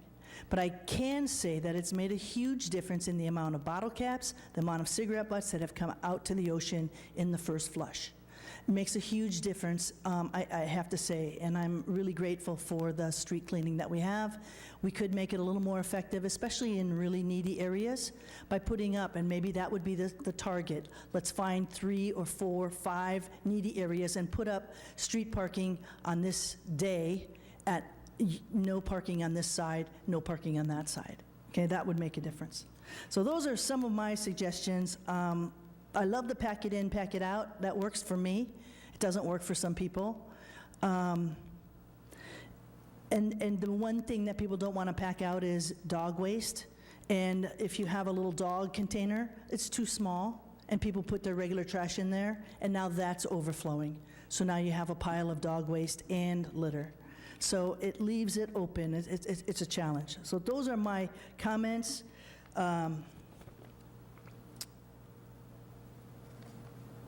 Okay. If you have any more questions, I'm here. Thank you. Thank you. And I guess Chris Porter is not here to talk from Recology, so. No, she's not here. I did not tell her she needed to be here. Okay. So, yeah, so, Okay. yeah. So no other cards, so we'll bring it back to council. Sue Beckmeyer. I have a couple of things that I would like to discuss. And I understand the first part before public comment is for questions. And the second part is for comments and additional questions and suggestions, perhaps. I'm learning. I'm seriously learning the process here. But one of the things I want to say is that I am a person of a certain age. And one of the things that I bring forward to my adulthood from my childhood is the phrase, give a hoot, don't pollute. And many people who are younger than me don't know what in the world that is, but I want you to know it was such an impact on me when I was a little kid. So to this day, I mean, I am incensed if someone throws a piece of trash out of a car. It is like I'm freaking out. So I know that I'm not the only kid in the 60s, early 70s that was impressed by that. It was a really good public service announcement, ad council, whatever. That particular, I looked it up, that particular campaign was the U.S. Forest Service. So what I'm saying, and the reason I'm saying all that is I wonder if, this is a question, I wonder if there might be an opportunity in collaboration with our partnership with the Pacific the Pacific Beach Coalition, because they're so often present in the schools, especially as we gear up for EcoFest. If there's a way to help link this issue together, and maybe we could engage the schools a little bit in helping spread the word with the kids and making that impression on the kids, the students, excuse me.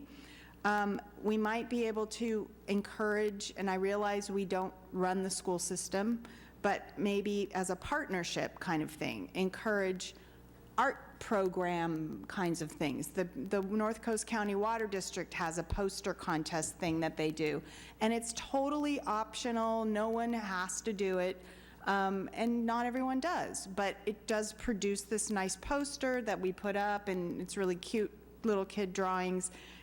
It's something that makes an impression. So I just want to put that out. And by the same token, for the big kids, I was asking Councilmember O'Neill about JUHSD. I know we have an articulation committee, and I realize we do not control them, but they are partners with us. And to the degree that they have 2 sites in our city, I'm wondering about investigating what their litter management plan is. I certainly know what it is at PSD, Pacifica School District, because I work there, and we have loads of recycling things everywhere. Is it perfect? Does it work? Do the kids always do the students and others always put trash in the gray can, recycling in the blue can, food waste and milk cartons in the green can? No, they don't. But it's, it's a start. It's something to help educate. And so I think those are 2 big ways. With regard to signs, I know that Chris Porter had indicated the willingness to pay for signs, I think on the trailheads, perhaps, for the pack it in, pack it out. I wonder if there's a partnership opportunity for the trash cans like where you work, Sue, where it says, please don't put household trash here. Something just calling attention to it. Doesn't mean they'll not do it, but then it's a willful act. I just feel like it's a subtle thing.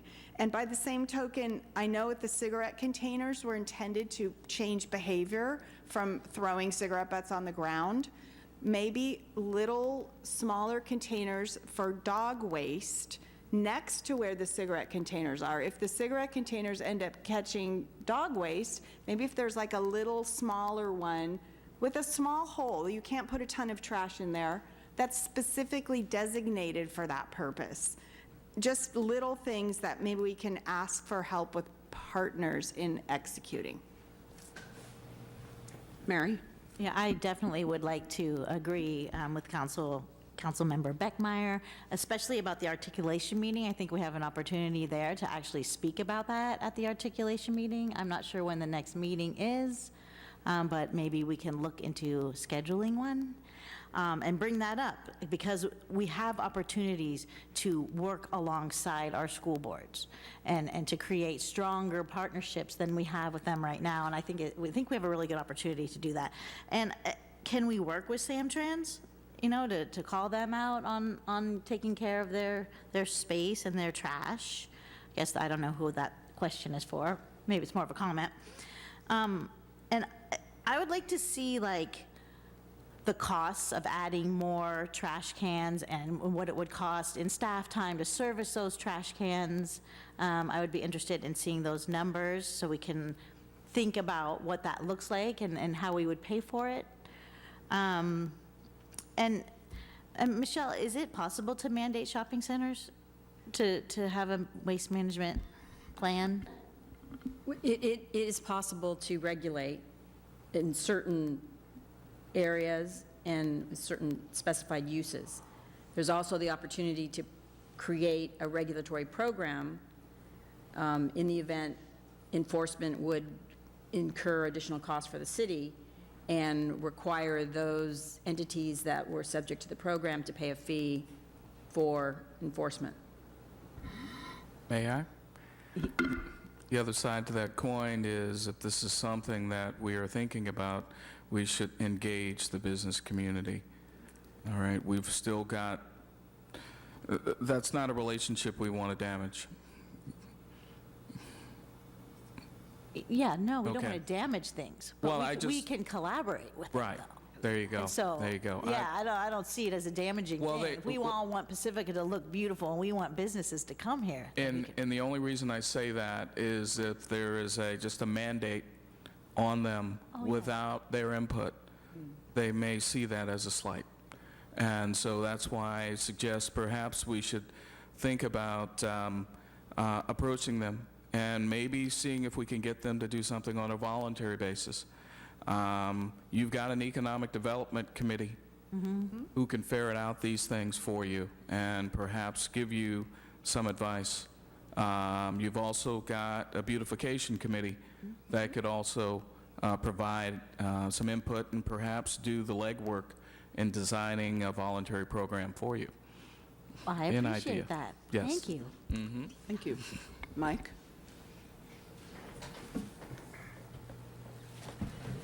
Yeah, I know. To kind of answer Mary Beer, I know sometimes people look at art, what we think is collaboration, they look at as, fascism or whatever, Because I had a phone call complaint today about a fee we charged a business that had just recently expanded. And I said, well, you added additional seats and therefore you need additional parking. That's why you had the fee. Okay, so I agree with you. Michelle, I had mentioned before seeing about some sort of fee against fast food restaurants, because I would guess that the majority of the waste and litter is from fast foods. Now, can you elaborate on that? Because you had just said something to Mary about, an assessment district and fees for additional costs, and you had told me that it would need to go to a public vote. So can you clarify that? Well, there's a difference between creating a tax on a business for perceived issues with their business. That's different than creating a regulatory program that is, part of an ordinance that requires a waste program or a litter program. That's different than imposing a tax on a business simply because we believe that business creates a a harm. It's different. So, imposing a fee or a tax on fast food restaurants is different than creating a regulatory program where we are asking businesses to create a litter program, and that if they don't comply with that program, then, there would obviously be other remedies. But we're not imposing a fee Okay. for purposes of the regulatory program, other than to pay for our costs. The fee that I recall that we were talking about for fast food restaurants was a fee that was not really tied to a program, but just a fee for basically operation of their business, which we assume creates litter. No, when I mentioned it, it was the fee, whatever it is, would be specifically targeted just for litter pickup and cleanup. And I had discussed with Anita that there was a program where she could actually offer some of their clients a job to go and perform the service. And that's what I was thinking of. And is that something that could be done in the regulatory framework you're mentioning? No, it would be, the argument that would be made is that you are creating a tax on this business.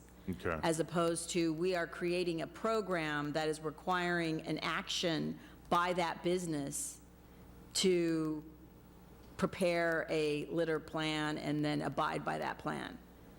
That is different than imposing a fee for litter removal.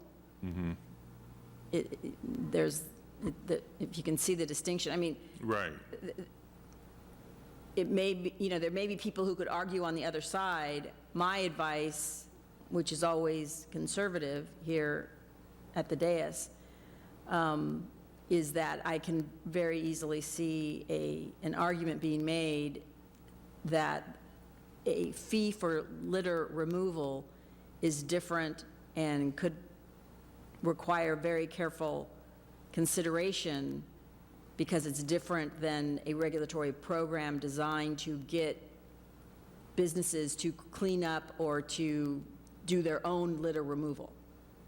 Is there a way to get to that end goal through using a regulatory process that you can think of? And I know we're just discussing it now first time, so I can Right, well, understand if I you mean, gotta I think the think difference about would it. be if you're looking to impose a fee for litter removal, I think that's difficult to do. I couldn't tell you a way to do that here on the dais. If you're talking about creating a program to have the businesses prepare their own litter cleanup or waste removal program, that's different. Okay, and then the regulatory way, they would then take and pay. If they didn't do it, then there would be assessed a fee, right? There would be- Am I understanding it correctly? Well, there would be fines or penalties for not complying with the program. Okay, okay. So I don't know, that's up to the council to see if we'd want to explore that avenue or that methodology. Yeah? But I would say that will take some staff time and resources and legal time to create that program, whether it be a regulatory program or to determine whether or not you want to impose a fee or a tax on fast food restaurants. Right. I kind of going off what Councilperson Beckmeyer said, I really do think that some signage would be appropriate, and not, please don't litter here, or sign, this is dog waste place. I think something like, maybe on the beaches you have a sign that's a picture of a seagull is, please, this is my home, please don't trash it, or something like take it with you, or as you enter Pacifica, a sign that says, we like it clean here, or something like that that are a little bit unique. Because like I was in a parking lot today and I was driving, and it said speed limit 4 miles per hour. Well, that stuck in my head, 4 miles per hour versus 5 miles per hour. And I think if you have the little quirky signs that say, this is my home, please don't trash it, or, you know, we like our house clean, or we could even have a contest in the schools, like, I think it was Captain Spanheimer's son that came, or daughter came up with the thing for July 4th, if you put on the show, you pay the dough, you know, so that's something that could involve the schools if we came up with several signs. I mean, that's what I would kind of suggest. So that's my comments. Okay, Deirdre, and then. So, Mike, I understand what you're getting at is how can we do something and also get money, right? Well, no, the goal is to keep the place clean. Right, I mean, but I'm saying, but we might as well try to. But we need money Right. to do I get it it. more effectively, probably, yeah. I get it. For lack of an easy solution in that regard, my suggestion would be that we sort of just put together a waste management ordinance for the businesses, and there already is a lot of surrounding cities that have this. And maybe if the timing were right, we could even just deliver that messaging with our plastic, or single-use plastic messaging. Believe it or not, since we've implemented the single-use plastic ban, there's a ton less plastic straws on the beaches. Same with styrofoam when we did that. Same with plastic bags when we did that. It makes a huge difference. So just knowing that the ordinance exists stops stuff from happening. So that would just kind of be one of my suggestions. And then if there was a way to impose it and collect a fee, that would be also great. But I'm just not sure that's possible at this point without having to go to a vote of the people.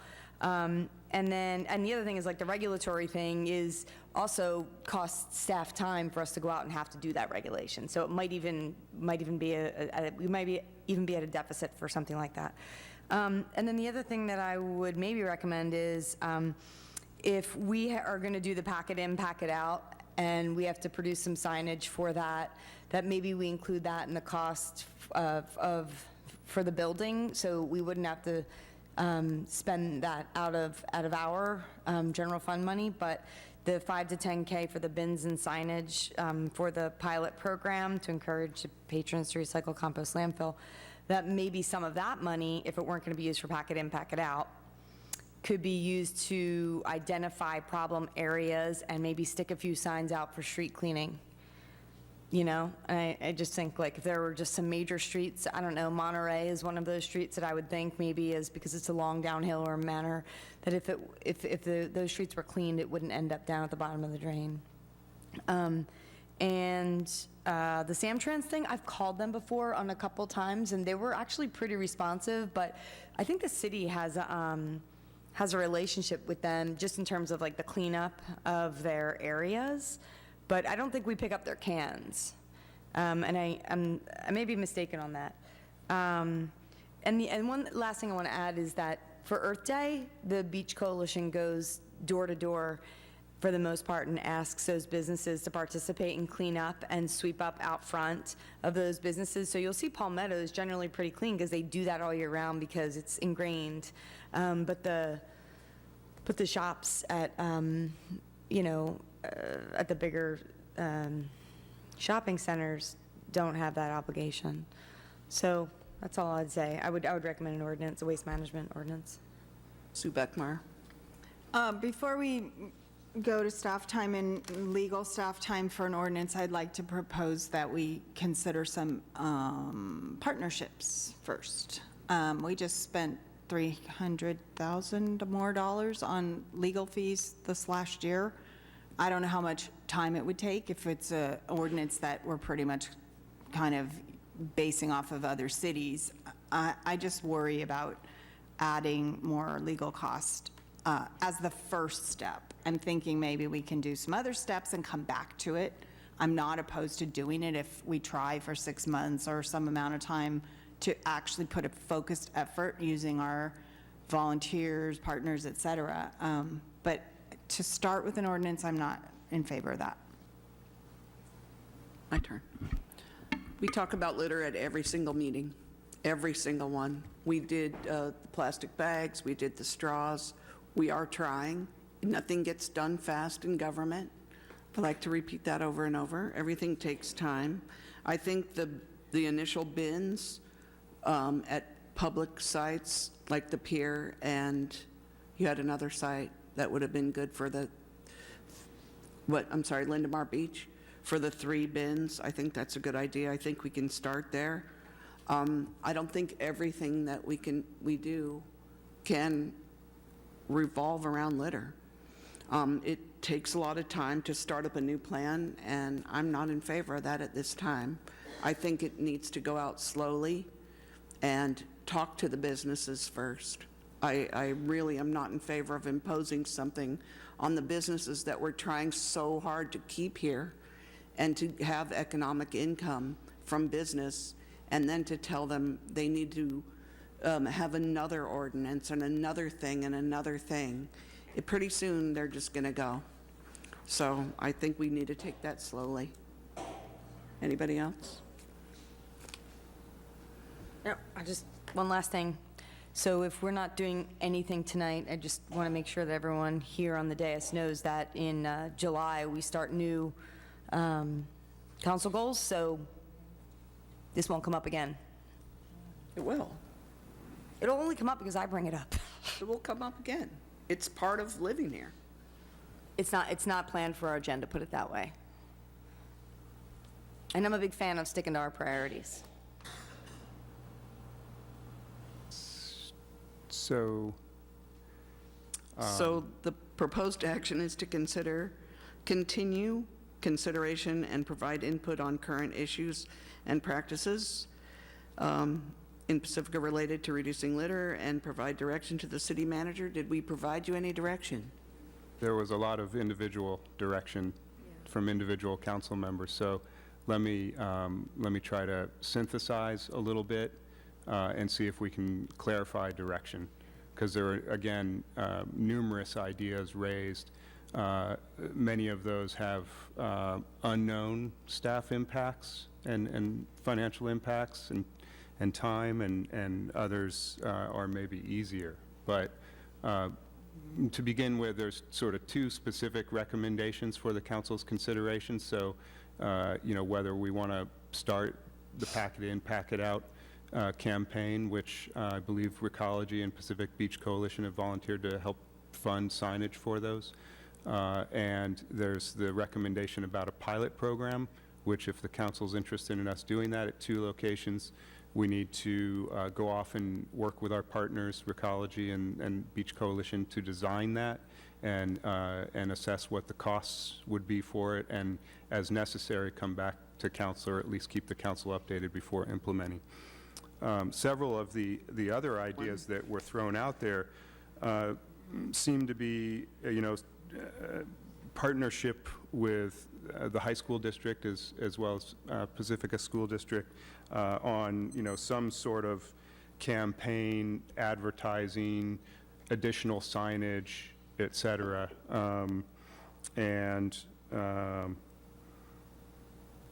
So that's one idea, partnering with other partner agencies to pursue that more. There was mention of, working more with Samtrans regarding their practices. And there was talk about evaluation of regulatory program versus, assessing a fee idea, but also signage, additional signage and creative signage, throughout town. So the scope of that is kind of nebulous. And concerning the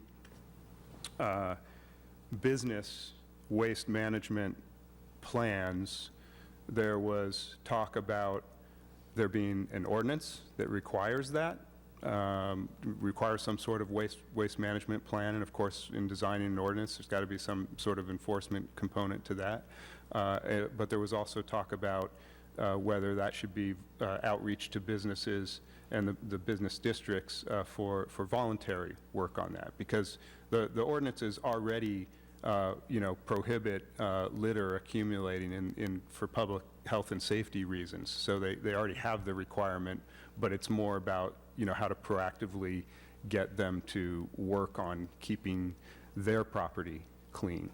So those were a lot of the ideas talked about that I feel like council needs to perhaps discuss and hone in on some specific recommendations.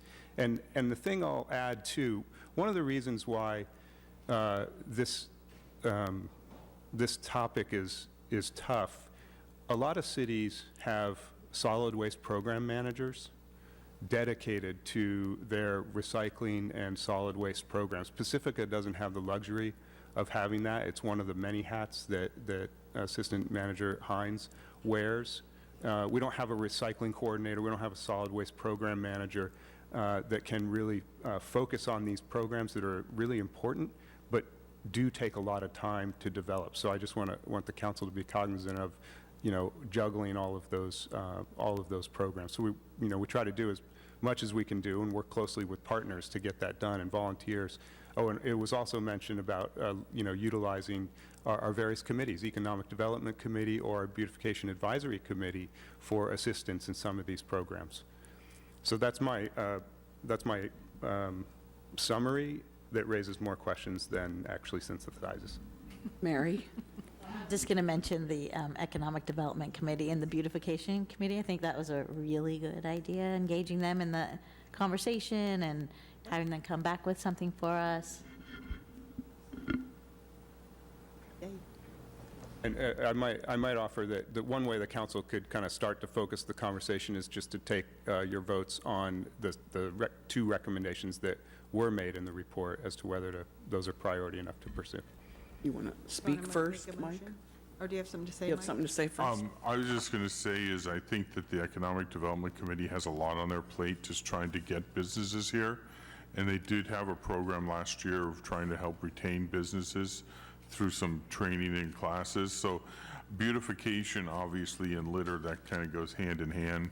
But the Economic Development Committee, I think, has kind of got their plate full with some initiatives that they're starting now. So, and I mean, they will do outreach to businesses and maybe this could be an adjunct onto that, but as a primary mission, I don't think, it would be that good. Okay, so the first of Kevin's questions was, I'm sorry, City Manager, was the pack it in, pack it out. Is everyone in favor of that? Yes. Yes. Yes, I am.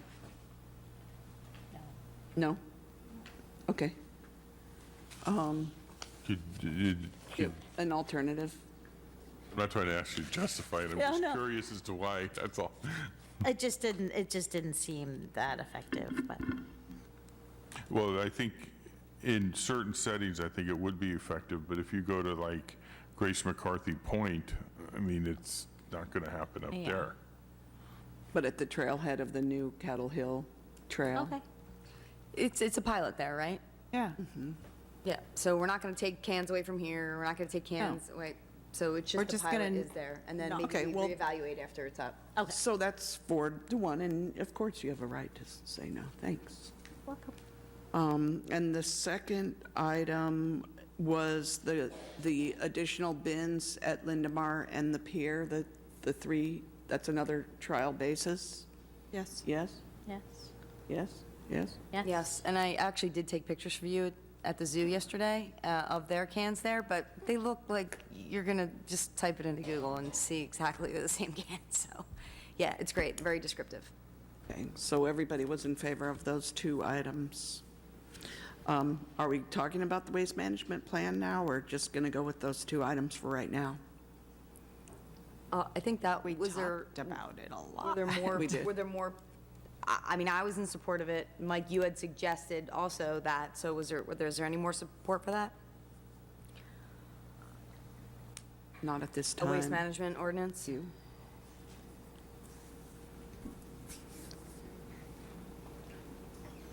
Also, okay, so that's a no.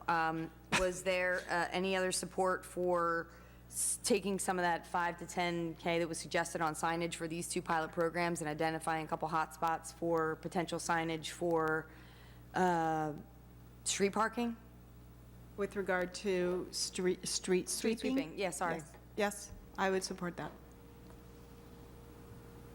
Yeah, me too. Yeah, I think that would. Again, in a yeah. pilot way, in a few hot button areas that could be. I see some questioning looks. So I'm curious. The report indicates that the signage and the cans, the cost for the signage and the cans related to the the recommendations that we have here are 5 to 10,000. If we were to take that 5 to 10,000 and redirect it, how do we fund the assets for the recommendation? Well, I did make a suggestion, and I don't know how wild this is, but that when we go to apply for pack it in, pack it out signage at the Cattle Hill parking area, that we include those signs as part of our building fees. So then that would be wherever we're gonna get the 5 to 10K, we don't know where that comes from yet. For this, we just kind of assign it to a new direction on this parking spot thing. Let me try to, I think there may be something that wasn't that clear in the report. So for the Pack It In, Pack It Out campaign, Cattle Hill was used as an example because it's not a trailhead yet. So when you start afresh with a new trailhead, it's a good opportunity to not have a trash can there to begin with. And so to test, and that's a true kind of trailhead out into GGNRA land. So it's a good, you know, people are carrying packs and stuff, except for having a dog waste bin. That's part of the recommendation, is to have that there. But the Pack It In, Pack It Out campaign was also meant as a general education and signage throughout town, so that when people are going and doing their picnic on the beach, they see that and they kind of get used to that. So it wasn't just limited to the Cattle Hill, intended to be limited to the Cattle Hill parking lot, but a broader educational and philosophy campaign regarding, you know, packing in and packing out, taking care of your own litter. So I hope that clarifies that. The council could certainly just sort of just do it at the Cattle Hill area, but you know, there might be other trailhead opportunities off to Maury Point or other places where, even though there might be an existing trash can there, you'd still want to be creating that message. And you know, you could come up with some creative, like if the trash can is overflowing, you know, you could think of something that rhymes with that. You know, don't leave your stuff there. You know, take it, pack it in, pack it out. That's your job. We'll ask the kids. Anyways, so I hope that provides some clarification regarding that. I did have a question, though, and also staff will be pursuing grant funding as much as possible for the receptacles for the pilot, so that may assist us on that. But I did want to ask regarding this last idea the council was talking about related to street sweeping. I'm not clear on what that idea is. It basically, you know how San Francisco has, if you can't park on Tuesday mornings between because of street sweeping. What they're saying is that on streets that are high impact areas from litter, we put a sign, we check with the street sweeping company, when do you do this? We would put a sign up there that says no parking between 7 and 9 on Tuesday mornings. Okay, yeah, that's that one section. So the council talked about this Saturday at goal setting, and that's a whole different enforcement program that it would be very expensive to implement, because you have to be able to cite people that are violating that sign. And then there's various requirements that the chief or Public Works, Deputy Public Works Director Bautista could speak to regarding that. But that would be a much more difficult, that's sort of the, you know, it was talked about at goal setting again and previously. Right, but that was that was discussed in the section we were talking about, the general conversation of parking. This is just targeted 1 or 2 special streets that are maybe, like the prime one would probably, I could understand, would be on Esplanade, you know, in that open space there across from the apartments, and you just have on there, boom, from here to here, no parking on Tuesdays. And so for the police to go there would just be drive down once and see if there's tickets there. Mary? Yeah. I think I just wanted a little clarification. So this is a pilot. So that means we're going to like review it to make sure, is it working or is it not working, correct? And so if at that time it's not working, then we could possibly talk about an ordinance. That sounds good.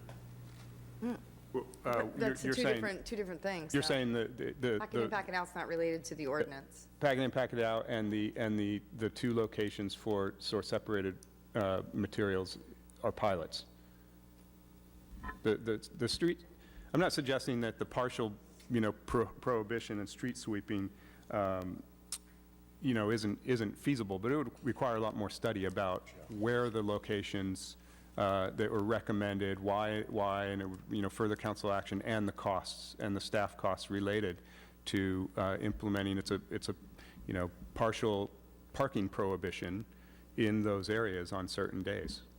And again, when we did talk about this on Saturday, remember the citations that would pursue from that do not cover at all the staff time cost for enforcing that type of program. Plus, then you have we have parking issues all the time. That's one of our biggest complaints. And if you're moving people off large areas of parking, where are they going to go? Because people complain about it already. Plus, then the RV issue on Esplanade. Go to work. The RVs on Esplanade, then the other people will say, well, we don't want to move the people who are there. So I think it's a the whole nother question issue. for the council to answer for staff with regard to this issue on the street sweeping is simply, is there a majority of the council that would like to consider that option? And then just give that direction to staff, and then staff can bring back, its research on the implications and the viability of doing that. Because I don't think the staff is going to be able to answer all of your questions that you're going to have with regard to that tonight. Not at this time, personally. Are you speaking about the bigger program that we talked about on Saturday that was clearly too big and expensive, or the pilot program? Just the for street one sweeping, no parking on certain days, because For certain streets, for not certain streets on citywide, certain yeah. days, because you would want to know what streets those were and determine what would be the most ideal streets. Right. I don't think staff is going to be able to tell you what those streets are tonight, nor is staff going to be able to tell you how much that is going to cost and how much, you would want to know all that. So Yeah. I think the only question for the council to answer tonight is whether or not you feel like this is something that you would like to explore further. And if you would, then staff would take that, if there's a majority of you that would like to do that, staff would take that back, research it, and bring it back to you as another agenda item.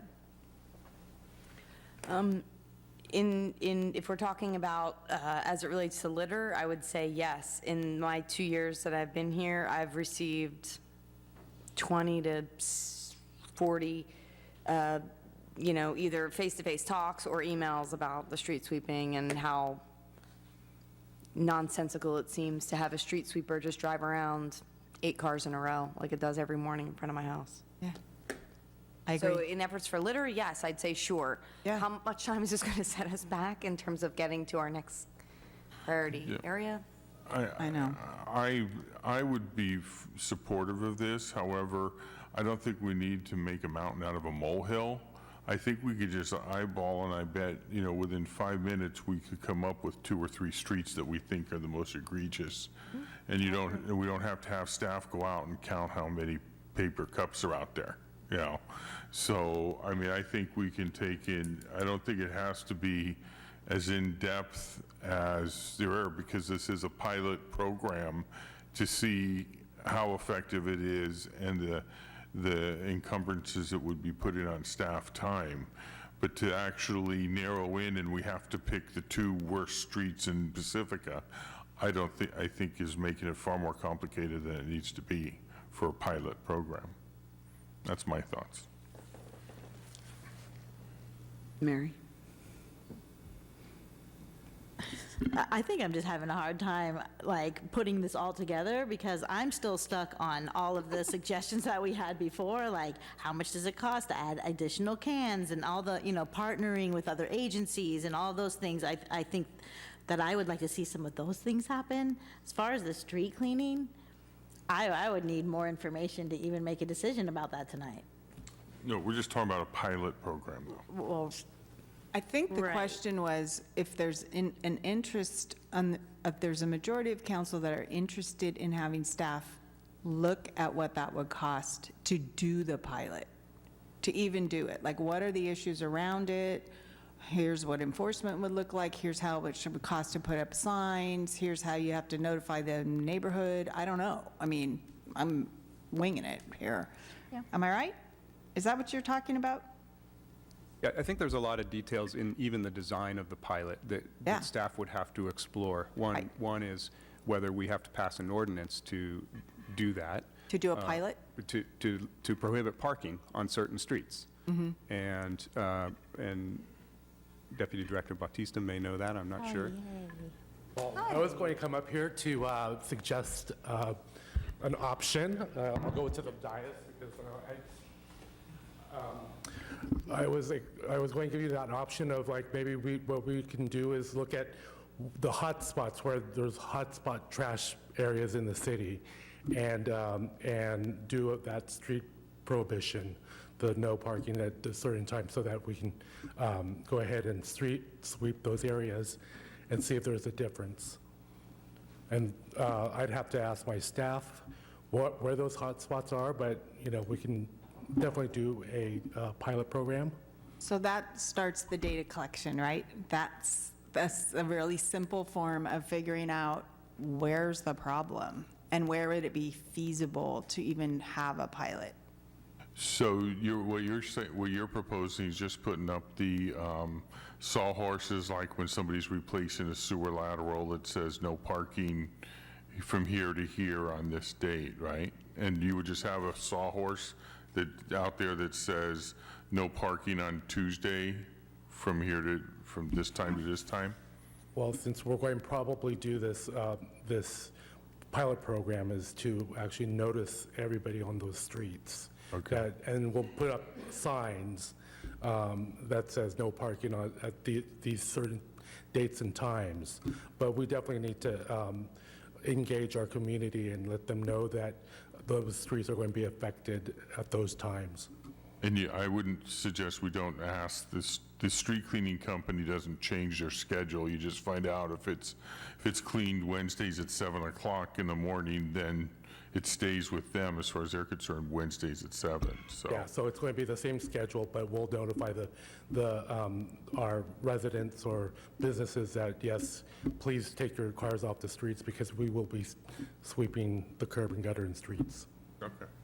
I guess one of the questions that, unless staff knows the answer tonight, we'll need to be to return with is, do we have the ability to cite those cars that don't move without bringing it to the council to pass an ordinance for those specific streets and those enforcement times? Here it comes. Ooh, all right. He's running up here, all right. He'll say no. So regarding that, we could look into that a little further, City Manager Woodhouse, but in regarding that topic, what we normally do, if we're going to restrict parking during certain times, for example, if we were going to say 5 a.m. to 7 a.m. for street cleaning, the traffic engineer could place those signs up using, I believe it's section 4-7.1201 of the municipal code, which says parking, pretty cool, huh? Parking in excess of posted limits. So if we put, like, for example, when we went out to Palmetto several years back and we restricted parking between, I believe it's 3 a.m. and 5 a.m. because one of the businesses was using that as their junkyard parking lot during the night, we didn't have to come back to council for a new ordinance. We imposed parking restrictions, time parking restrictions on that area based on that 4-7.1201. So that's the section we would cite for, but in this case, we would probably place the reason on the sign for street cleaning or whatever the reason was for. And you're able to cite them if there's a sign up that says no parking? Yes. Okay. And I guess what occurs to me is more in the policy realm for the council's consideration is that what if those hot spots identified by staff are also locations where there are frequent RVs parked on the street? And then we're citing or prohibiting parking And that kind of jumps into that other policy realm that the council recently discussed. But, Just observing that. yeah, I understand that, but there's also litter, so you've got to move if we're going to clean the street. They can move right back there, in the next 2 hours. Yeah, they're supposed to move every 72 hours anyhow. Maybe they can slap a notice We're on thinking the, about- you know what, they can go there 3 days before and put the 72-hour notice on the RV that they have to be out of there by Tuesday at 7. Yeah, I mean, we're thinking about programs that ask them to move every night, so what's a couple hours? I don't know. I would still be in support of in trying to do some research on this, and I made the suggestion last year, and after several emails on it, that the street sweeper should not come to Pacifica until people leave for work, until like 8 p.m. or 8 a.m. Like, I can't even believe that somebody comes down Terra Nova Boulevard before 7 a.m. That's it. I mean, everybody in Pacifica Better than works. 3 o'clock on Terra Nova. I'm probably the only one that doesn't agree with going forward on this, just because I think we have so many issues. I think this is adding time to the staff, it's adding costs, I just don't think that at this point that we have the energy to do this. That's just me. I meant staff energy. Because there's certainly some council there's our- energy Do I, behind it. do I count 3-2 for a pilot program? Yeah, because Mary's saying no, right? Yeah. Okay. 3-2. So what I would suggest regarding this pilot program is that staff needs to research details about it. We need to talk about what the potential hotspot locations are or how many there are. And then we need to determine whether it needs to come back to the council for approval, depending on what the financial impact would be of the program. And as probably an update along the way anyways, just sort of the timeline that's feasible.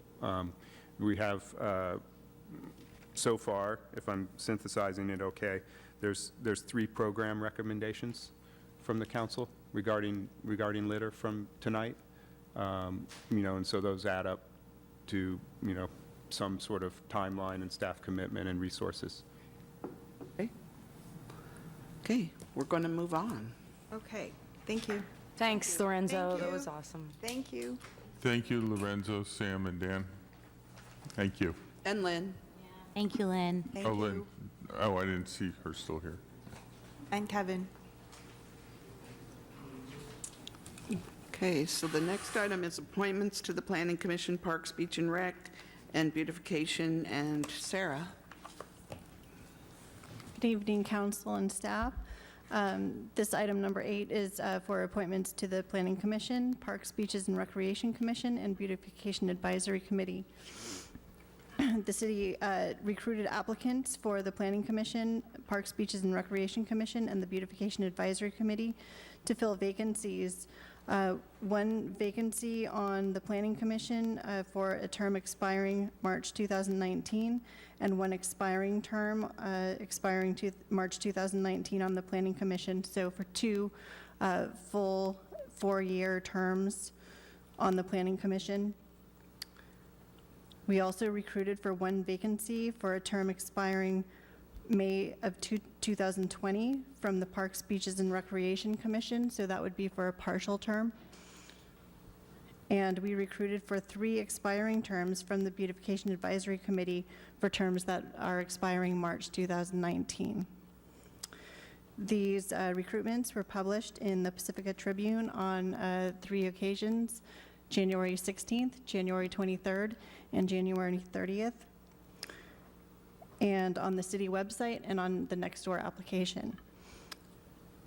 Applications were due on February 1st for all 3 recruitments, and the council held committee and commission applicant interviews on February 27th. So tonight, we will be, the council will be selecting 2 applicants from the pool of the 13 applicants for the Planning Commission for 2 full terms on that commission. The council will be selecting 1 applicant for the from the 4 applicants for the partial term to expire May of 2020 on the Parks, Beaches, and Recreation Commission. And the council will be selecting 3 applicants from the 6 applicants for the Beautification Advisory Committee to serve a full 4-year term. At this time, to aid in making those selections, I will pass out to the council a list of the applicants. On each of these, if you could indicate which applicants you would like to select. From the Planning Commission, please mark 2. From the Parks, Beaches, and Recreation Commission, please mark 1. And from the Beautification Advisory Committee, please mark 3. I will collect those and tally the results and let you know what applicants were selected by you for you to make a motion to appoint from those pools of applicants. Where did you get the ballot? It was in the packet. Oh, you printed it out? Oh. Yeah, I get it printed because I'm so lame, I can't do it Oh, online yet. okay. I'll get it. I was just like, For this. Oh, yeah, this is hard.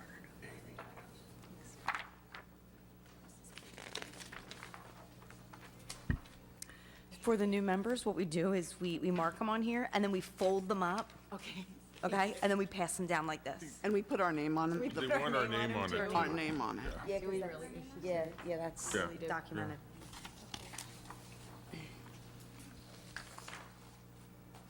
Be sure there's not a Russian.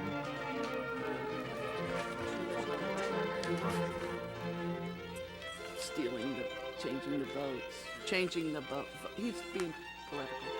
No.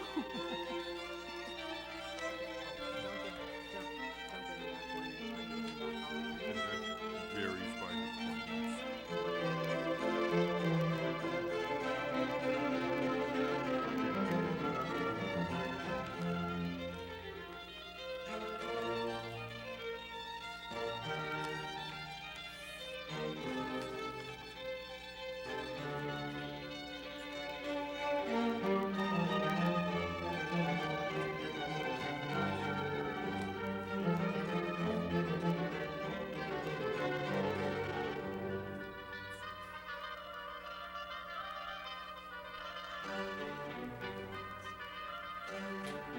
Which one's that?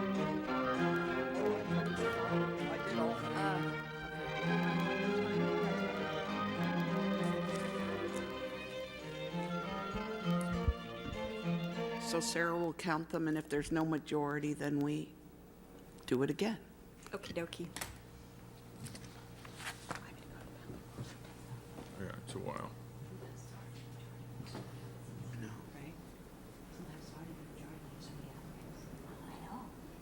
Plus, there were so many good people. I would like to say that there were lots of people, lots of great people who applied.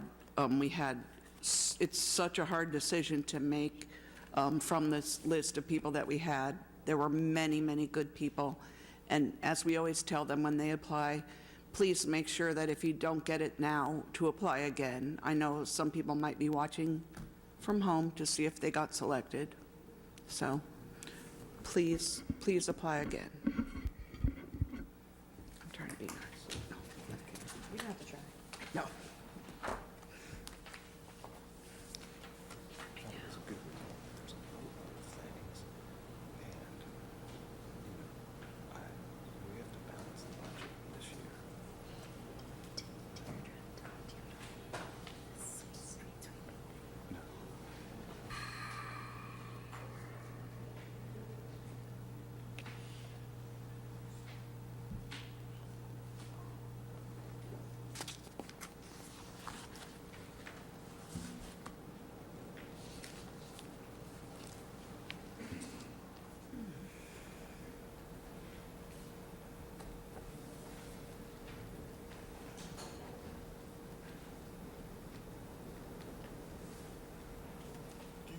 Get some email from a guy named Mike Madrid. He's like a newsletter, yeah. No? I asked some, Mike Madrid, I keep getting these emails from him, like, he's a law firm, I think, or something, you know? But I actually opened one and I saw a picture of him. It's like been seeing him for 6 years. I don't know who he is.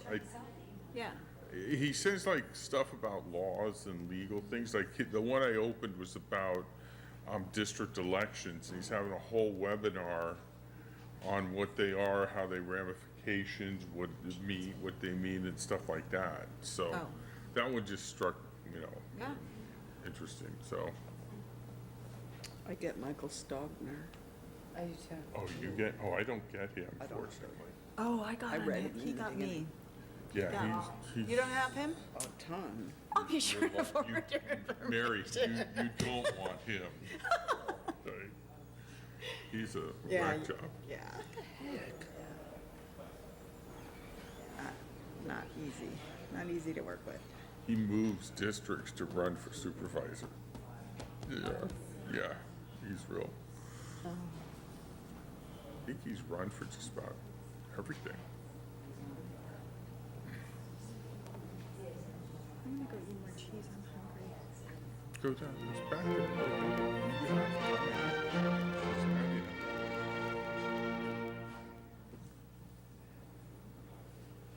Yeah, maybe, why don't you just do like and then finish the others?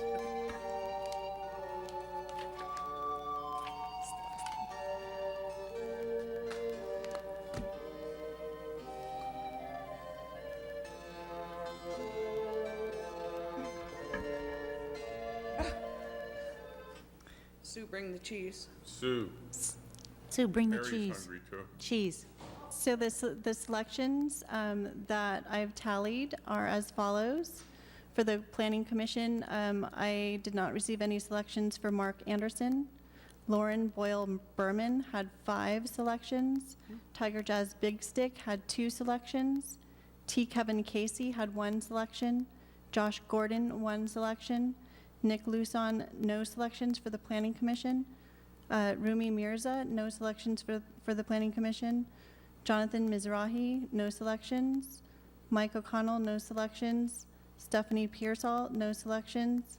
Adonica Shaw Porter, no selections. Bradley Whitkey, 1 selection. And Fred Chip Wood, no selections for Planning Commission. Maybe listen, who has selections? Okay, so Lauren Boyle Berman had the most selections. Tiger Jazz followed by Tiger Jazz Big Stick. So those would be the 2 top receiving the most selections for the Planning Commission.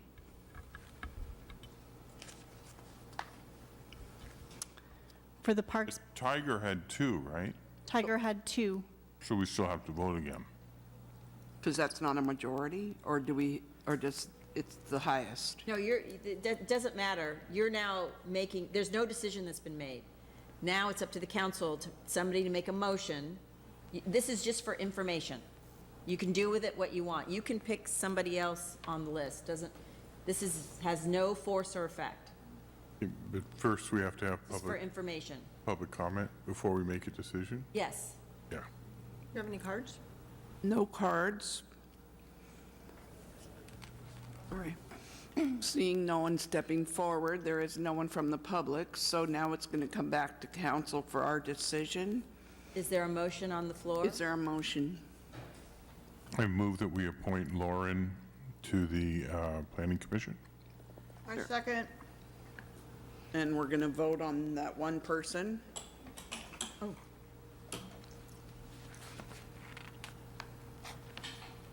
And that passes 5-0. Now, do you want to see the rest of the numbers? Yeah. I was getting cheese. I want to move. Can I make a motion? You can do whatever you Okay, I would like to make a motion that we appoint Tiger Jazz Big Stick to the Planning Commission. Is there a second?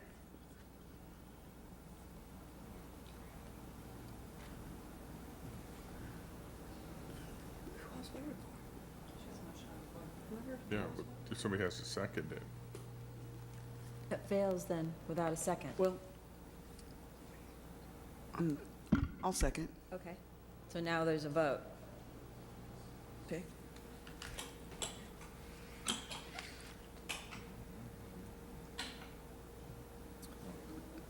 Okay, and that passes 4-0, so we've appointed Lauren Boyle.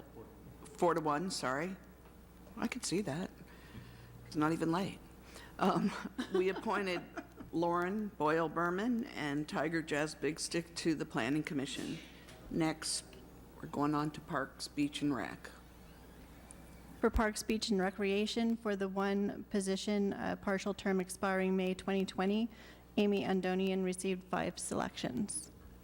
5? 5. I make a motion that we appoint Amy, I can't pronounce her last name, Andonian, to the PBNR Commission. I second. Everyone vote, except, wait 1 second, because she has to clear it. Now. And that passes 5-0, and we go on to beautification.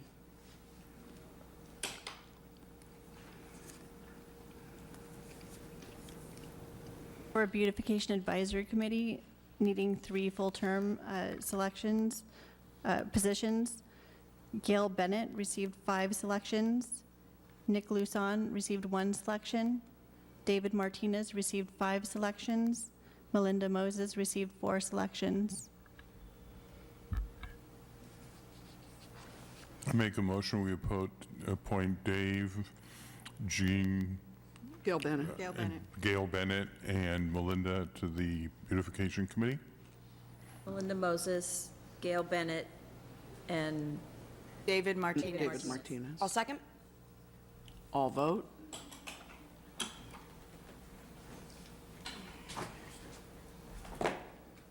And that passes 5-0. And if there's no other business, we will adjourn the meeting. Thank you all. Thank everyone for coming.